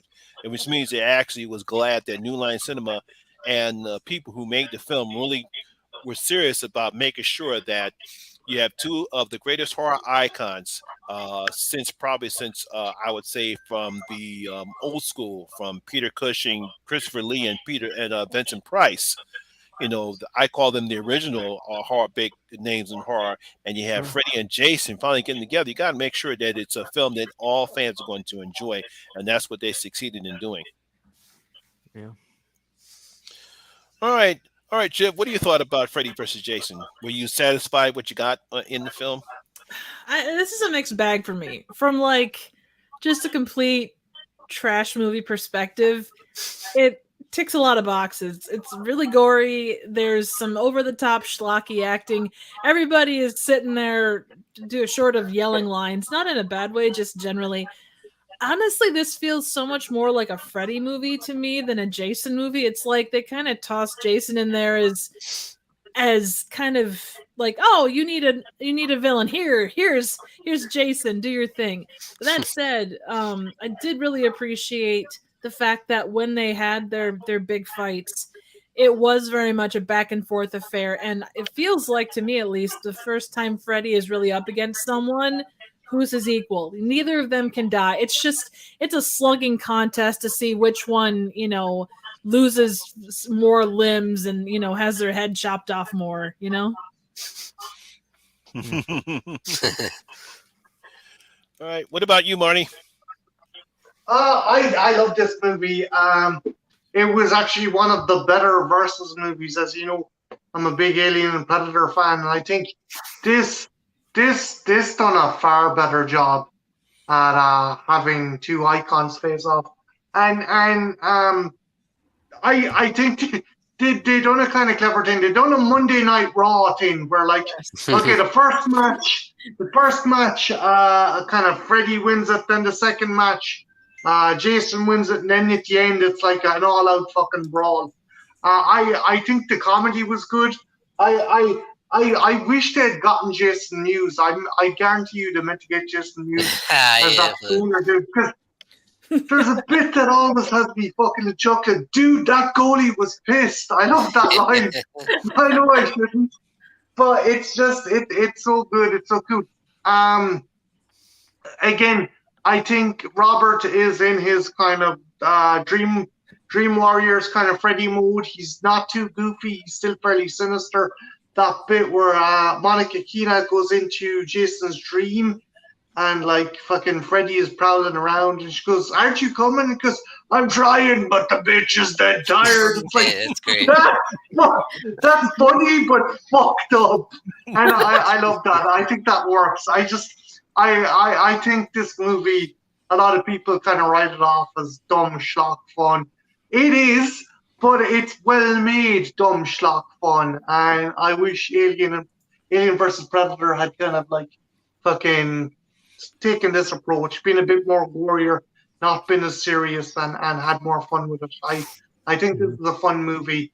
And I granted we got the comic, but I would have loved to have seen the Freddy versus Jason versus Ash movie they had proposed. But if you get a chance, check out the comic because it's still just as good. because I was highly disappointed. Not saying that Alien versus Predator, the first one, was bad. It was okay. I kind of dug it. I was more disappointed with the follow up with one. That one was terrible. I don't know what they were thinking about. the pred alien. Did that? I actually think in retrospect, I've thought about it, and people are going to be like, I think the second AVP movie is actually better than the first. Yeah, it at least tries to be closer to the source material, where the first one was just fucking Indiana Jones with aliens and predators. But that's just me. All right, Jen, what do you thought about Freddy versus Jason? I agree with what most everyone is saying. This is just a fun movie, and definitely Robert Englund is really the big part of this movie. He's what really makes it work. I also love the marketing they did for it. They actually made it like, a match between you two. I remember the promo, place your bets, and she always looked to me like the ticket taker always looked to me like Pamela Voorhees. I don't know if that was just a coincidence, but that's how my mind worked, and she always looked a little like Pamela Voorhees. But I loved the weigh-in. I loved that. I just thought it was really fun. It like Chris, not our guest Christian, but my Christian actually hates this movie with a fiery passion, and I never understood why, because it's just so much fun. It knows what it is. This is a movie that is not pretending to be anything it isn't. And also shout out to Kelly Rowland, from Destiny's Child. She's not bad in this. She's kind of charming. These characters are not great, but they're fun. They're fun. I'm supposed to be scared of a guy in a Christmas sweater. I got your nose, and then the nose. The comparison between the machete and the hand, like Jay or Freddy's glove, and then from behind, she gets run through from behind by. It's like, hey, you're supporting him, and he goes ahead and stabs you in the back. What kind of a friend is that? Dick move, bro. Dick move. Absolutely. Yeah, but I actually thought for her first time in a film, she actually did a pretty good job, because a lot of people who are Kelly Rowland fans, they asked me, well, they're not horror fans, but they knew she was in the film. They asked me, well, how she? I said she was pretty good. Yeah, she was. She was. I was kind of sorry she didn't. And then of course they asked me, does she get killed? I said, go watch the movie. I love her scene, dude. The butter knives. This is just a lot of fun, and I know some people were a little disappointed with it, but I always think this is just another one. It's a fun one just to turn off your brain and have a good time. It's Freddy versus Jason, people. Like, I love to dissect and try to find deeper meanings, and probably even most of the movie directors want you to. But sometimes we just need a fun movie that's just what it is, And I also like when Freddy is Pamela Voorhees. I just like that. Only a mother could love. I mean, Robert Englund is just in his element, and I'm vibing with that. Like, as an actor, he's just in his element, and he's having a good fucking time, and I'm here for that. Yeah. Oh, Christian, did you like El Nino song? I was gonna say again, the soundtrack to Freddy vs. Jason is a new metal masterpiece, and yes, El Nino is great. I've seen them live twice. They're a hell of a band. That record that they put out that year is just phenomenal. So yes, the Freddy versus Jason soundtrack is. I'm a soundtrack guy, if you guys haven't noticed, but yeah, 4, 5, 6, and Freddy versus Jason all have phenomenal, in my opinion, music from the motion picture soundtracks. So, all right, Sean, what you thought about Freddy versus Jason? I love it. I think it's so much fun. And like I said, I prefer the more serious movies, but if it's done right, the jokes do land here. It's funny and it's fun, and it could have been a little bit more serious, but it delivers in what it sets out to do. Like Jen said, it doesn't try to be anything more than what it is. It's Freddy versus Jason. They deliver in that in spades. And there's gore galore, and there's heavy metal in the background. I love it, and it's so cool when they first face off, and then there's like fire in the background. There's heavy metal music playing. I'm like, yeah, let's get on, baby. It's just so much fun. and Robert Englund is just in top form. He's just back to having like I said, it looks like he's really having a blast playing the role again, and he does such a great job. And I have no issue with Ken Kersinger whatsoever. I like his take on it, and he was more of kind of a Frankenstein's monster kind of thing going, and I like that. It's something different. Yeah. It wasn't trying to be like the Kane Hodder version. He had his own little thing going, and I liked it. He was pretty badass. I love the scene in the cornfields, and twist the dude's head around. They set him on fire, and he just doesn't give a shit that he's on fire. He doesn't even look at himself on fire. He's just like hacking people. His blood's splaying everywhere. It's awesome. It's just fun, bottom line. Yeah. Okay. Was anyone surprised that they actually decided to make a remake of the original original Nightmare on Elm Street? No. Surprised they didn't do it sooner. Wish they would have never done it. Yeah. Yeah, because when it first announced that they were making a remake, I said, well, not surprising. They remade Friday the 13th. I think Rob Zombie's. Did that come before or after? I think it came before, didn't it? I think. Yeah, because I think I know. Yeah, because I can't remember when Friday the 13th was remade. I think I don't know if it was before or after this one, but it was no surprise that they decided to go ahead and remake Freddy. I guess they felt it was time. All right, Jen, what do you thought about the remake?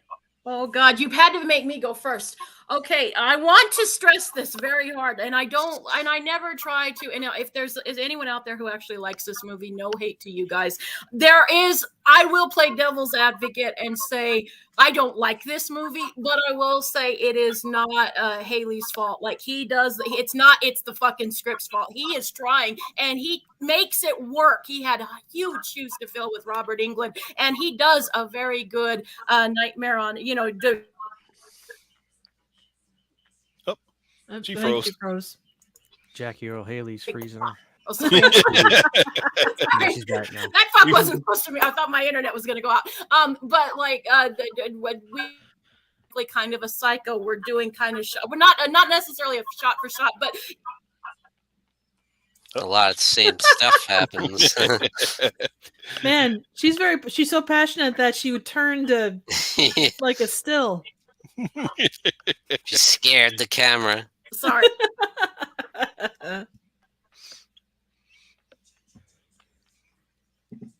Well, okay. Well, Sorry. Jen's having. God, my internet's from hell tonight, guys. Just totally fucked up. They totally fucked it up. Haley's the only thing really good I can say about this movie. Most of the actresses are sleepwalking through it. I fucking hate this remake with a bloody passion. And I shouldn't say I hate, because it's not that bad, but I really dislike it. And I rewatched it for this stream. It had been a while, and I'm thinking maybe I could find, and no, the only thing I can say positive, and I don't like to be that negative horror fan. I've never made a movie, so what the fuck do I know? But Haley's the only thing I can praise about this movie. Haley is the only thing I can praise about. He's trying, and he managed to get something out of nothing. So. All right, Christian, what are your thoughts about the remake?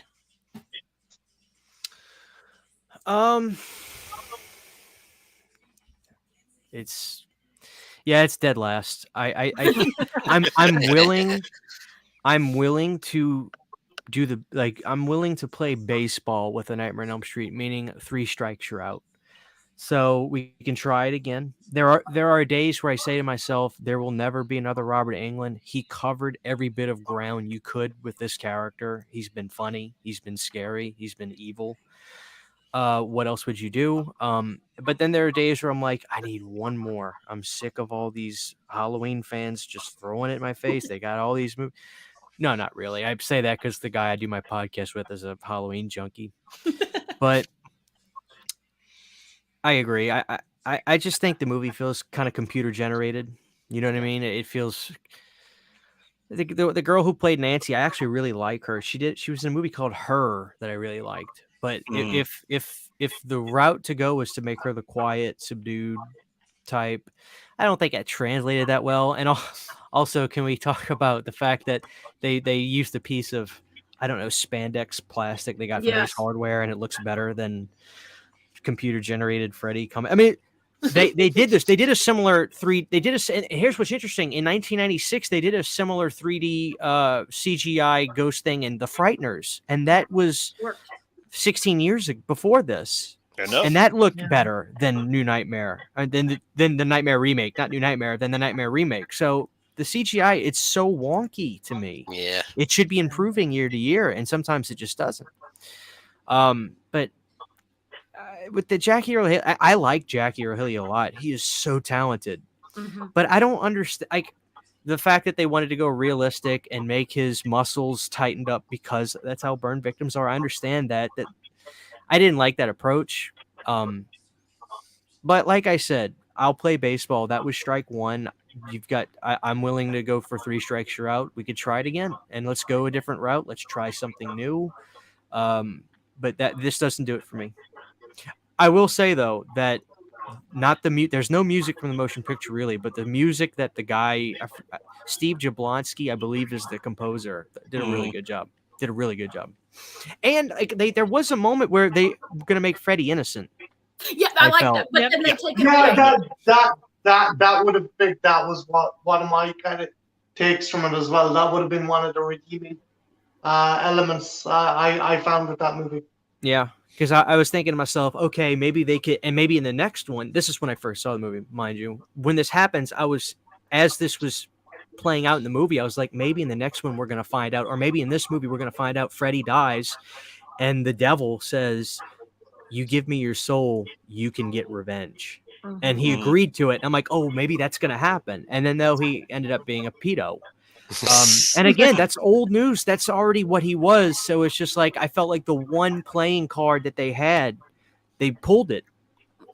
So it I just like doesn't- your it doesn't idea work a for lot me. better.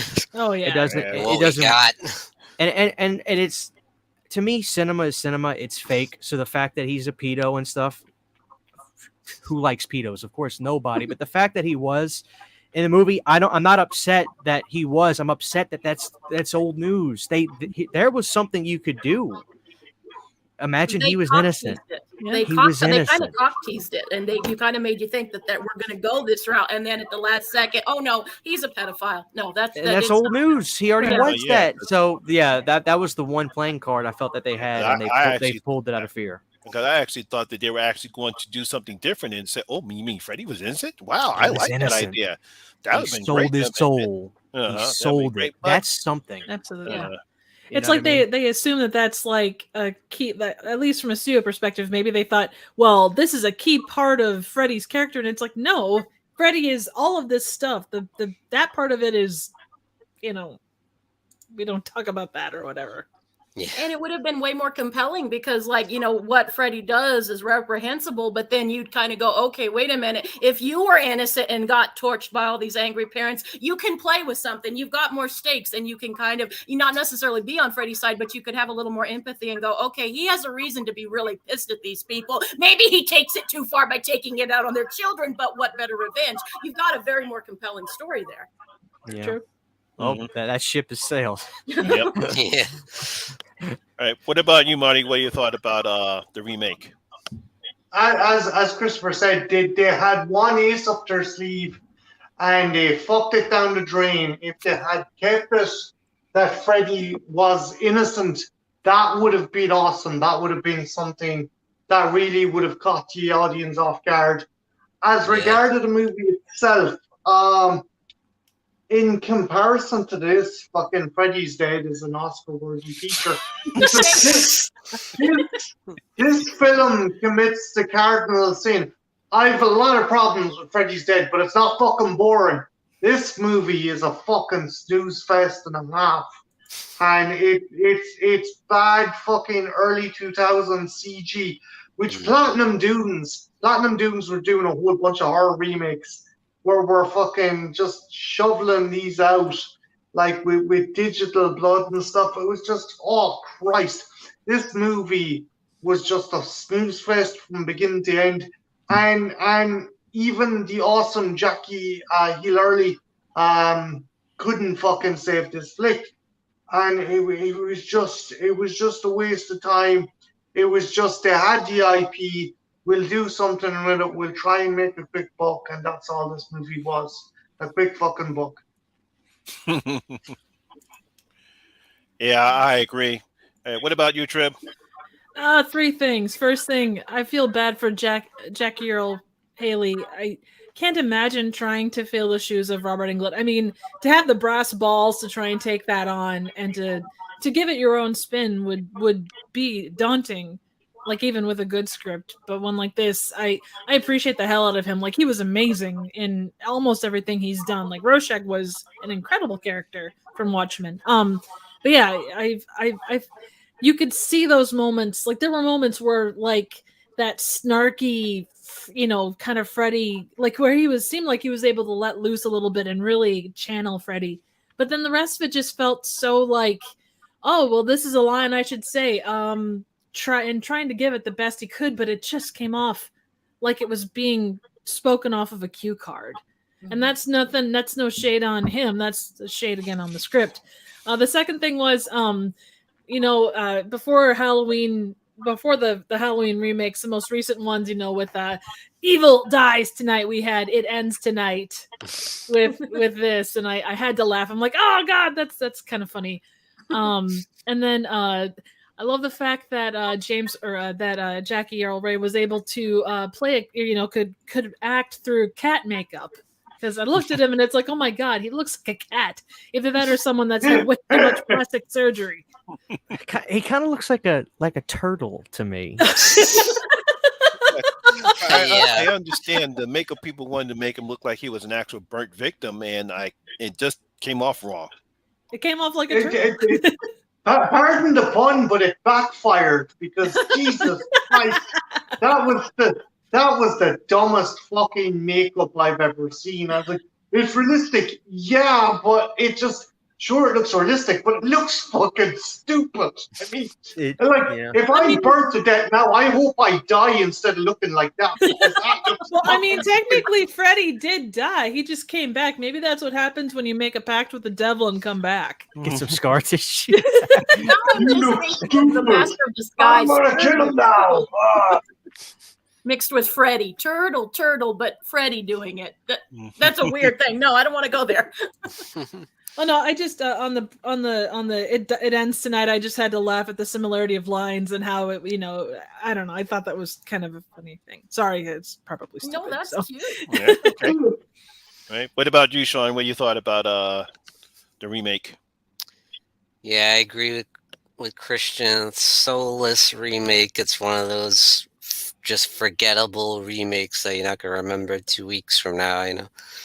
And the sad thing is that you had such a good actor in Jack Earl Haley, and I feel like he did really commit to the role, and he wanted to give it his all. But the script is not worthy of his talent. And it didn't give him enough to work with. And they gave him the shitty makeup, and it just didn't look like Freddy. It just was terrible. And disappointing to you. You got a fine actress like Rooney Mara and just like phoning it in, like. Could we say that his makeup was not turtly enough for the Turtle Club? And I have to say, the fact that they made him a pedophile, it's like they could have did something more with that. They could have made us really hate him, because in society we hate pedophiles so much. They could have really made him someone that you hate, but they just didn't go there. They still give him the classic like Freddy lines and all this. Like, why don't we try something different? Make us actually hate him, not love to hate him. Like with Freddy. It was always kind of in the background. Like Triv said, they never really talked about the fact that he was, but it almost made it okay to love Freddy because they never talked about those things. And here it's like, oh, I don't like this, Mm-hmm. But they could have played on that. Yeah. It just didn't work. They didn't care enough to make it compelling. He wore Yeah. the glove and the sweater and the hat, but the movie itself lacked the spirit of what the original trilogy had, or the original movies had. I would agree. Right. Yeah, because when it comes to the remake, like I said, I thought Jackie Hurley did a fantastic job in putting his own spin on Freddy Krueger, where not trying to copy what Robert Englund has brought to role. I think the movie fails mainly on Runa Marnie because she kind of phones it in as her character. Because she plays another Nancy, and it's like it's for the first time you actually miss Heather Levenkamp. And it's like, couldn't he just get somebody else to play this role? Because you can see she's not into it, and well, I understand that she did not like horror movies to begin with, and she did not want to be in another horror movie after that movie. After she wrapped up shooting on this film, I was a bit surprised. Because I do like Kate Cassidy. I think she's a pretty good actress. I've seen her other movies, but for some reason, I think she was miscast in this film as well. There's a lot of people that were miscast in this film, and the CGI blood. Oh God, especially that final scene. Oh God, terrible, terrible, terrible, terrible, terrible. I think that's the reason why the I guess they thought they had an idea, but they just didn't execute it very well.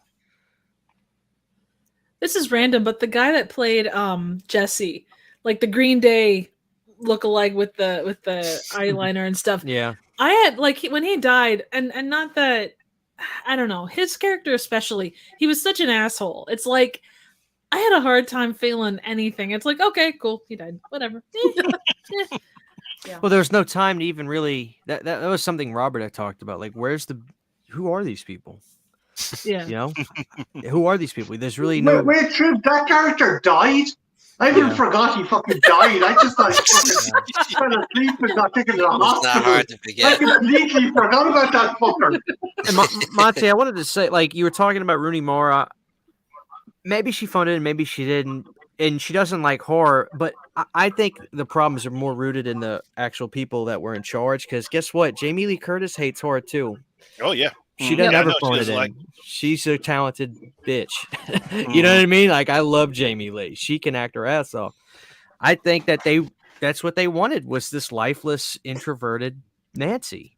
And I don't think it. They got I it. think that's my opinion. Because I've seen Rooney in some other stuff. I like her. I do. She's not in this movie. Yeah, no, she's done some nice work. You know what I mean? Definitely not in this movie.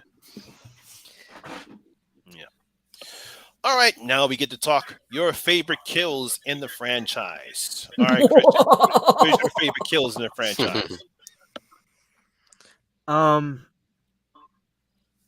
Definitely Grady, but it's not the act of him getting stabbed. It's the build up. I think that's the number one in the whole series. I'm really picky, like I'm not gonna say Johnny Depp in one. It's cool. I really like Dan turning into the bike. That's just insane. That is insane. Those are my two favorites. All right. Good choice. All right, Marty, favorite kill in the series? Yeah, I'm gonna be cheeky fucker and copy Christian's Dan turning into the bike again. I'm a big fan of Japanese horror, and that is so obviously a nod to Tetsuo. So I gotta go with that. Or if you add a push, probably the thing where Freddy makes it look like the kid's sleepwalking, and he actually has him like a marionette. In Dream Warriors. That's a cool kill as well. Yeah, that's good. All right, Triv, favorite kill in the series? I feel like we're gonna kind of all copy. The motorcycle one is like, just from a creativity perspective, that one I just adore. It is such insane. It's a standout moment in that movie for me, and it's the one that whenever I think of that movie, it's where I go. That one was amazing on every level, and I guess the marionette kill. Not a lot of like gore horror like gets me, but I just like seeing that poor kid like with the marionette kill. You see his you see slash slash slash slash, and all of a sudden he's being held up by veins or tendons or whatever the hell he's being held up by. Mm-hmm. Oh my That is god! awesome. Ugh. It gives me the creeps. It's a moment where I'm just like, ugh. All right, Sean, favorite kill. I have two. So the first would probably be the most obvious one. Tina's death in the original is awesome. The way they did that whole thing with her up on the roof, and it's pretty brutal and very well done. But yeah, my absolute favorite is the Roach Motel scene. I love that. She's Dude, you lifting the broke weights in her arms, you see her flesh like hang out, and You slowly broke our turning motorcycle into streak, though, Sean. We had a motorcycle streak going on. Sorry. You didn't pick that one. Yeah. Marty, favorite kill in the city. Did I get you, Marty, yet? You know, you asked me already. You asked me, Monty.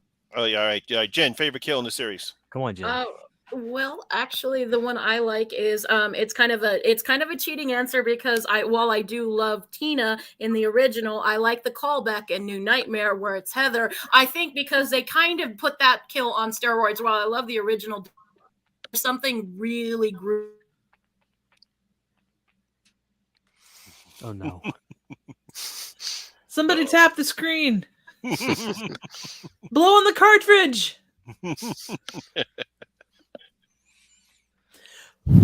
I had that problem last time quite a bit. You had that problem last time. Yeah.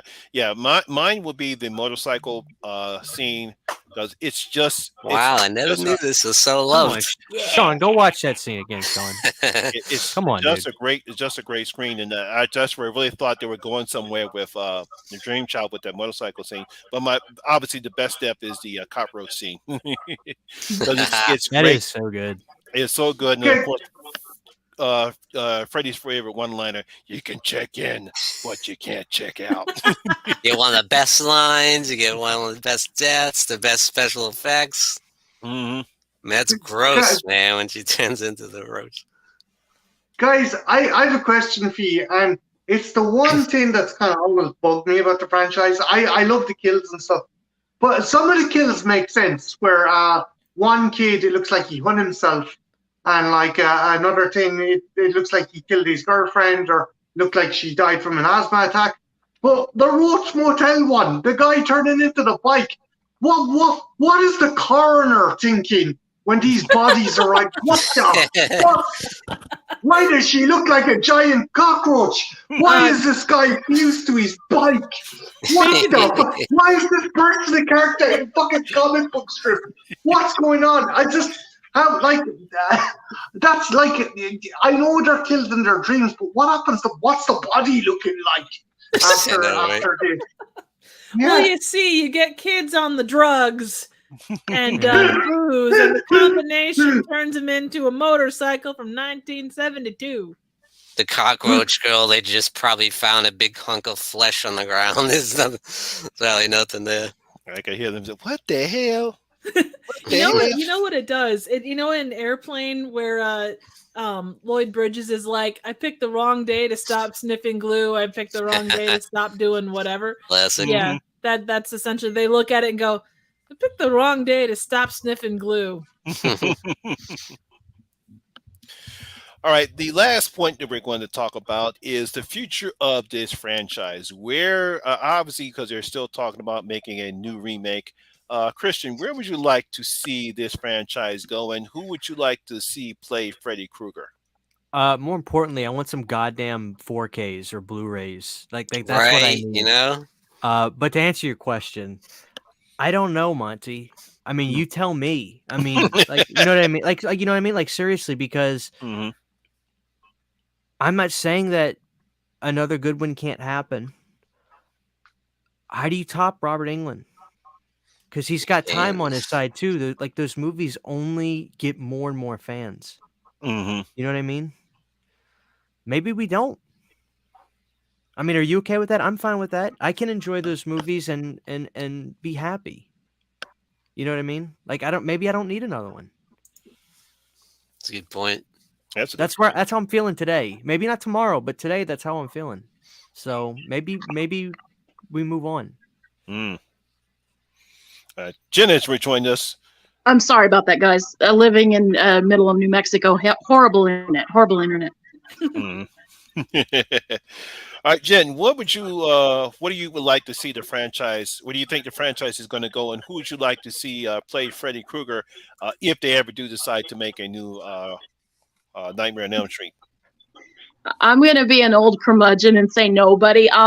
No one can ever top Robert in my heart. I know they will, and I will give whatever actor a chance, but in my heart of hearts, it's Robert all the way. I just fucking love him. I like him as a person, and he just embodies Freddy Krueger to me. Not to say that other actors could do a good job, but as for where I'd like to see it go, I would like to see maybe an innocent Freddy, and stuff, and someone who went evil not because they were a pedophile, but because they were innocent, and that kind of made them evil, because you could do kind of a story where they started out good and then turned evil because of things done to them. I think that could be a very interesting premise. Yeah, I've heard this before. Someone said get Kevin Bacon to play Krueger. I've heard, but I wouldn't mind. That'd be an interesting interpretation. That would be I wouldn't mind seeing it. I mean, his face looks like a one of those I'm sorry, my brain's not working. The meat cutters. It looks like his face was run through a meat cutter, so it would work with bacon. Sorry, that joke was completely and utterly screwed. I apologize. That's okay. My attempts at humor have turned cheesy. They're not Gouda. You tried that time. Not all. You're Elm Street 5, Freddy, right now. Oh, come on, be fair. That's a compliment. I feel like a monster. Sean, what would you like to see the franchise go, and who would you like to see play Freddy Krueger? Well, I have to agree. You cannot top Robert Englund. It's impossible. I mean, they even tried back as far as part 2 to replace him, and then they saw, we can't do this. We got to get Robert Englund. They were originally going to have a stuntman do it, some random stuntman do it in part 2, and then they were like, "No, we got to get Robert Englund back here. This is ridiculous."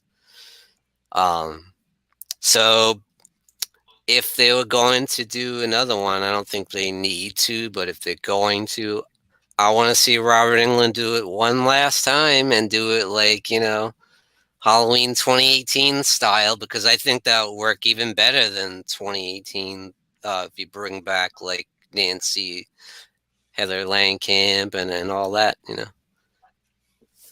I think it would work. I think he's got one last one in him. Mm-hmm. All right, what about you, Marty? Okay, envisage this, right? A group of students are sent to look for the other students who went missing in Jason X. While they're in cryogenic sleep, Freddy attacks them, okay? What do you think? Oh, man. No. We can't have Freddy Krueger in space. Why not? Exactly. Why not? Would you prefer Freddy Goes to Manhattan?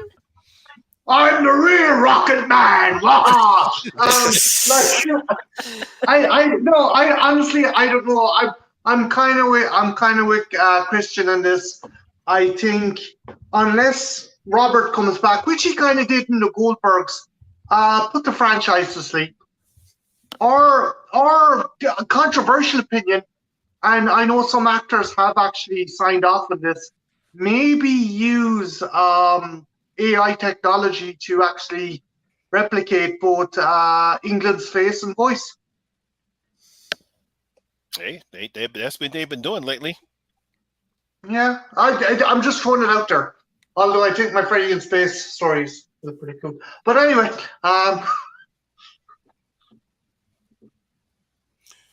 yeah, for me, it's going to be kind of difficult to try to make another movie, and I don't know what type of actor, because I know Kevin Bacon's name has been floating around, and there's some other actors I've heard been floating around, as far as being cast as Freddy Krueger. The only thing I might find intriguing, because I've seen something, I've seen this is something they might, because I know they're doing this with Camp Crystal Lake, is let's try to see a more grounded backstory of Freddy as a kid, Yeah. and see him growing up and seeing the pressures that he went through, before he actually becomes the killer that he actually come. That's what I would like to see. Get a child actor or a teenage actor and show that aspect of Freddy Krueger. Instead of just rehashing what we've already seen before. Not something where he's a dream, where he's got these powers. But let's see Freddy Krueger as a regular human being. There she goes. Sorry. But the thing, Monty, try pitching that to the studio. Yeah, I know. Yeah. Like, no, we want Freddy. Come on. So he's not going to be in the sweater. He's not like. I'm with you, Monty. I'd be down for. I had an idea. What if I had it wrote down. I talked about this in one of my podcast episodes, but I forgot. But it was something to the effect of if Robert, he's a 75-year-old man now. Mm-hmm. What if they did a movie where it completely changes the story in a certain way, and Robert is Freddy, and he got caught back in the 80s, but they didn't kill him, and he went to jail, and he's now getting out, right now, and the parents kill him as an old man because they still can't accept the fact that they let this child killer predator out, and he's killed as a 75-year-old man. And then he comes back again, but he's legitimately the old Freddy. So you don't have to pontificate around his age about the thing. That was an idea I had, Interesting. Yeah, I like it. Sort of like with Halloween Ends. Right. Kind of. Yeah. Yes, that's probably. That's what I'm pretty sure that was what I was ripping like off. So 2018, kind of thing. Right.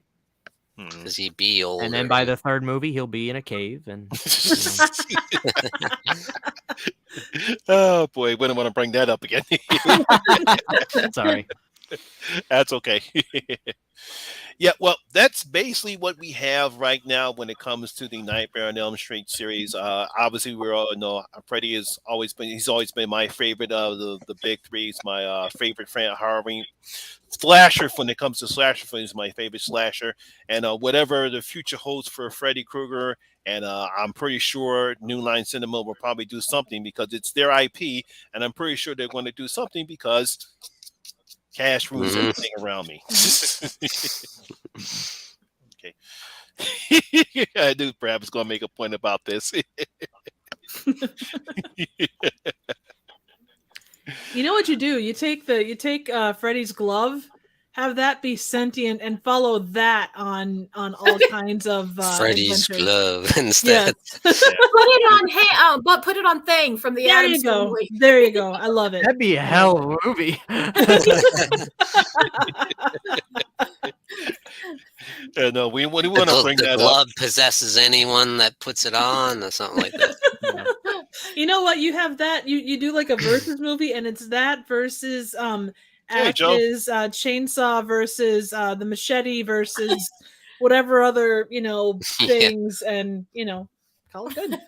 That's awesome. Well, that's been another fantastic stream for the Horror Hangout crew. I want to thank Christian for joining us and talking about Awesome guest. obviously his favorite franchise, A Nightmare on Good Elm job. Street. Thank you for Now, having Christian, when I host a Horror Hangout stream, I like to give everyone a chance to give out a free spiel about what's going on their channel. So, Christian, what do you have coming up on Planet CHH? I figure it out day to day, man. I really do. I do a lot of physical media. My podcast, I have a podcast, You Need a Horror Podcast, that usually comes once a week or so. That's about it. But I don't know what my next video is. I literally figure it out day to day, Monty. That's just how I operate, man. Planning is not my strong suit. Yeah, that's okay. I mean, that's what most people we are. Sometimes we plan, sometimes we don't. It just happens because I just happened to catch Renfield this afternoon, so that's going to be coming up my channel. I loved Renfield so much. I'm so glad you saw it. It's breaking my heart that it's tanking at the movie theater. Nobody's going to see it. It just bums me out. I was surprised. It's like, wait a minute, it's out on digital already? Wow. And Yeah. I know that's I sad. think Warner Brothers is just hedging their bet, or Universal rather, just hedging their bets with it, and they're just like, hey, let's move on. It's going to cost us more to keep this thing in the theaters. But I'm glad you saw it in the theaters. Oh yeah, it's very good. Marty, what's going up on your channel? So I have a new figure review up for the Across the Spider-Verse figures, Miles Morales and Spider-Gwen, and I'm hoping to have a review for Sisu up fairly soon. The nice. very kick-ass neo-Western World War II revenge movie. So keep your peepers out for that, because it's a kick-ass movie. And if you get a chance, check it out in the cinema.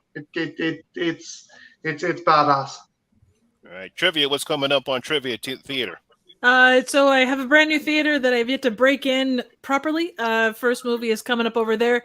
I'm doing a movie. It's based in Wisconsin called Bloodhook. It's a freaking weird movie, but it's lots of fun. So definitely keep an eye out for that. Hopefully from there on, I'm doing more consistent reviews than what I had, but life has been interesting. So, but yeah, the theater is built again, and we're ready to kick some ass and take some names. So definitely stop by. Have some popcorn. All right, Sean, what's coming up on your channel?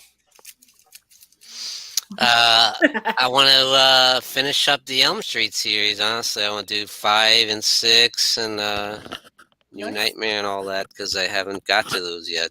Mm-hmm. And we'll have the Morbid Hour live stream later this month. All right, Jen, what's coming up on Jen Reviews of the Grave?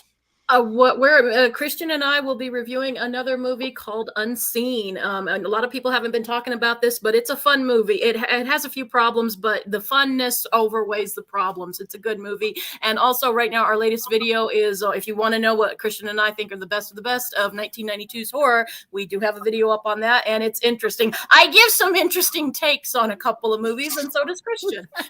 Nice. You guys, an interesting takes. Oh, come on. I will leave you, sperm in your mother's vagina. That is a thing I say in the video. Christian, I apologize. No, I love it. I love Jen. I'm a Jen fan. You didn't have any 100%. idea what you're in for, did you? I'm a Jen fan. She's won me over tonight, big time. Jen, I have one phrase for you. Bon appetit, bitch. There you go. Damn it, Christian! If you're watching, we have to refilm. I'm sure that's probably really confusing. I mean, specifically for that, I think it's important that be used. You know, we're gonna have to refilm the video, Triv. We're just gonna have to refilm the video. I tip my hat to you. Something minutes.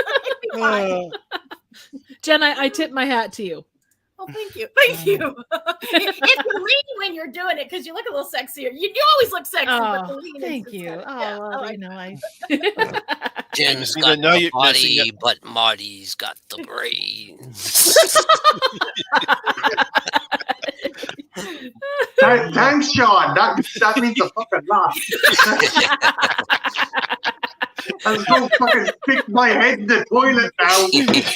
Yeah, Marty's got his hand over his head again. It's like, oh god.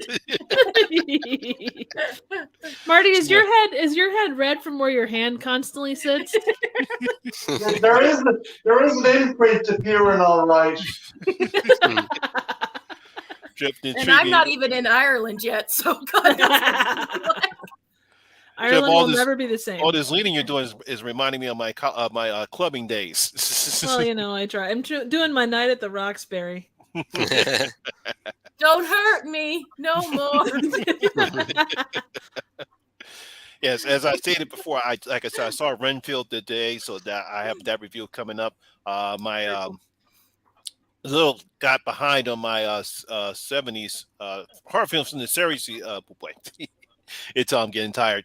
I got a little behind on my horror films from the 70s because I'm a 70s kid. The next one coming up, because I just finished watching it, is The Hills Have Eyes, Wes Craven's original films, and that'll be coming up soon on the channel. That's a great And I'll probably have other reviews of, I think it's From Black and The Black Demon. Nice. Monty, have you covered God Told Me To? No. You know what I'm talking about? Yeah. No, I have not. No, I have not seen that film. I can't find it anywhere here in Philly. Well, you have to go online probably because it's Yeah. like on Blue Underground put it out. But that Larry Cohen is a god. That movie is it's one of my favorite '70s films ever. Mm-hmm. I haven't What is seen it it. called again? I might have seen it. I might have seen it. Okay. I've seen it Yeah. because I Appreciate saw it. so many movies during the '70s, but I might have counted quite it. But Yeah. But once again, glad to have you on board, Christian. And if you have not checked out, if you're not subscribed to his channel, please subscribe. I'll have his link to the channel in the description box below. And of course, everyone, I want to thank everyone for joining. Everyone in the chat, very much. Thank you for joining us once again here on the Horror Hangout stream. And of course, as always, my name is Lamont Smith, better known as the Horror Miser Monty G. And always remember that horror rules. All right, everyone, you have a good night, and please stay safe out there. Bye, guys. Night, guys. Bye. Adios. Take it easy, yo. Bye.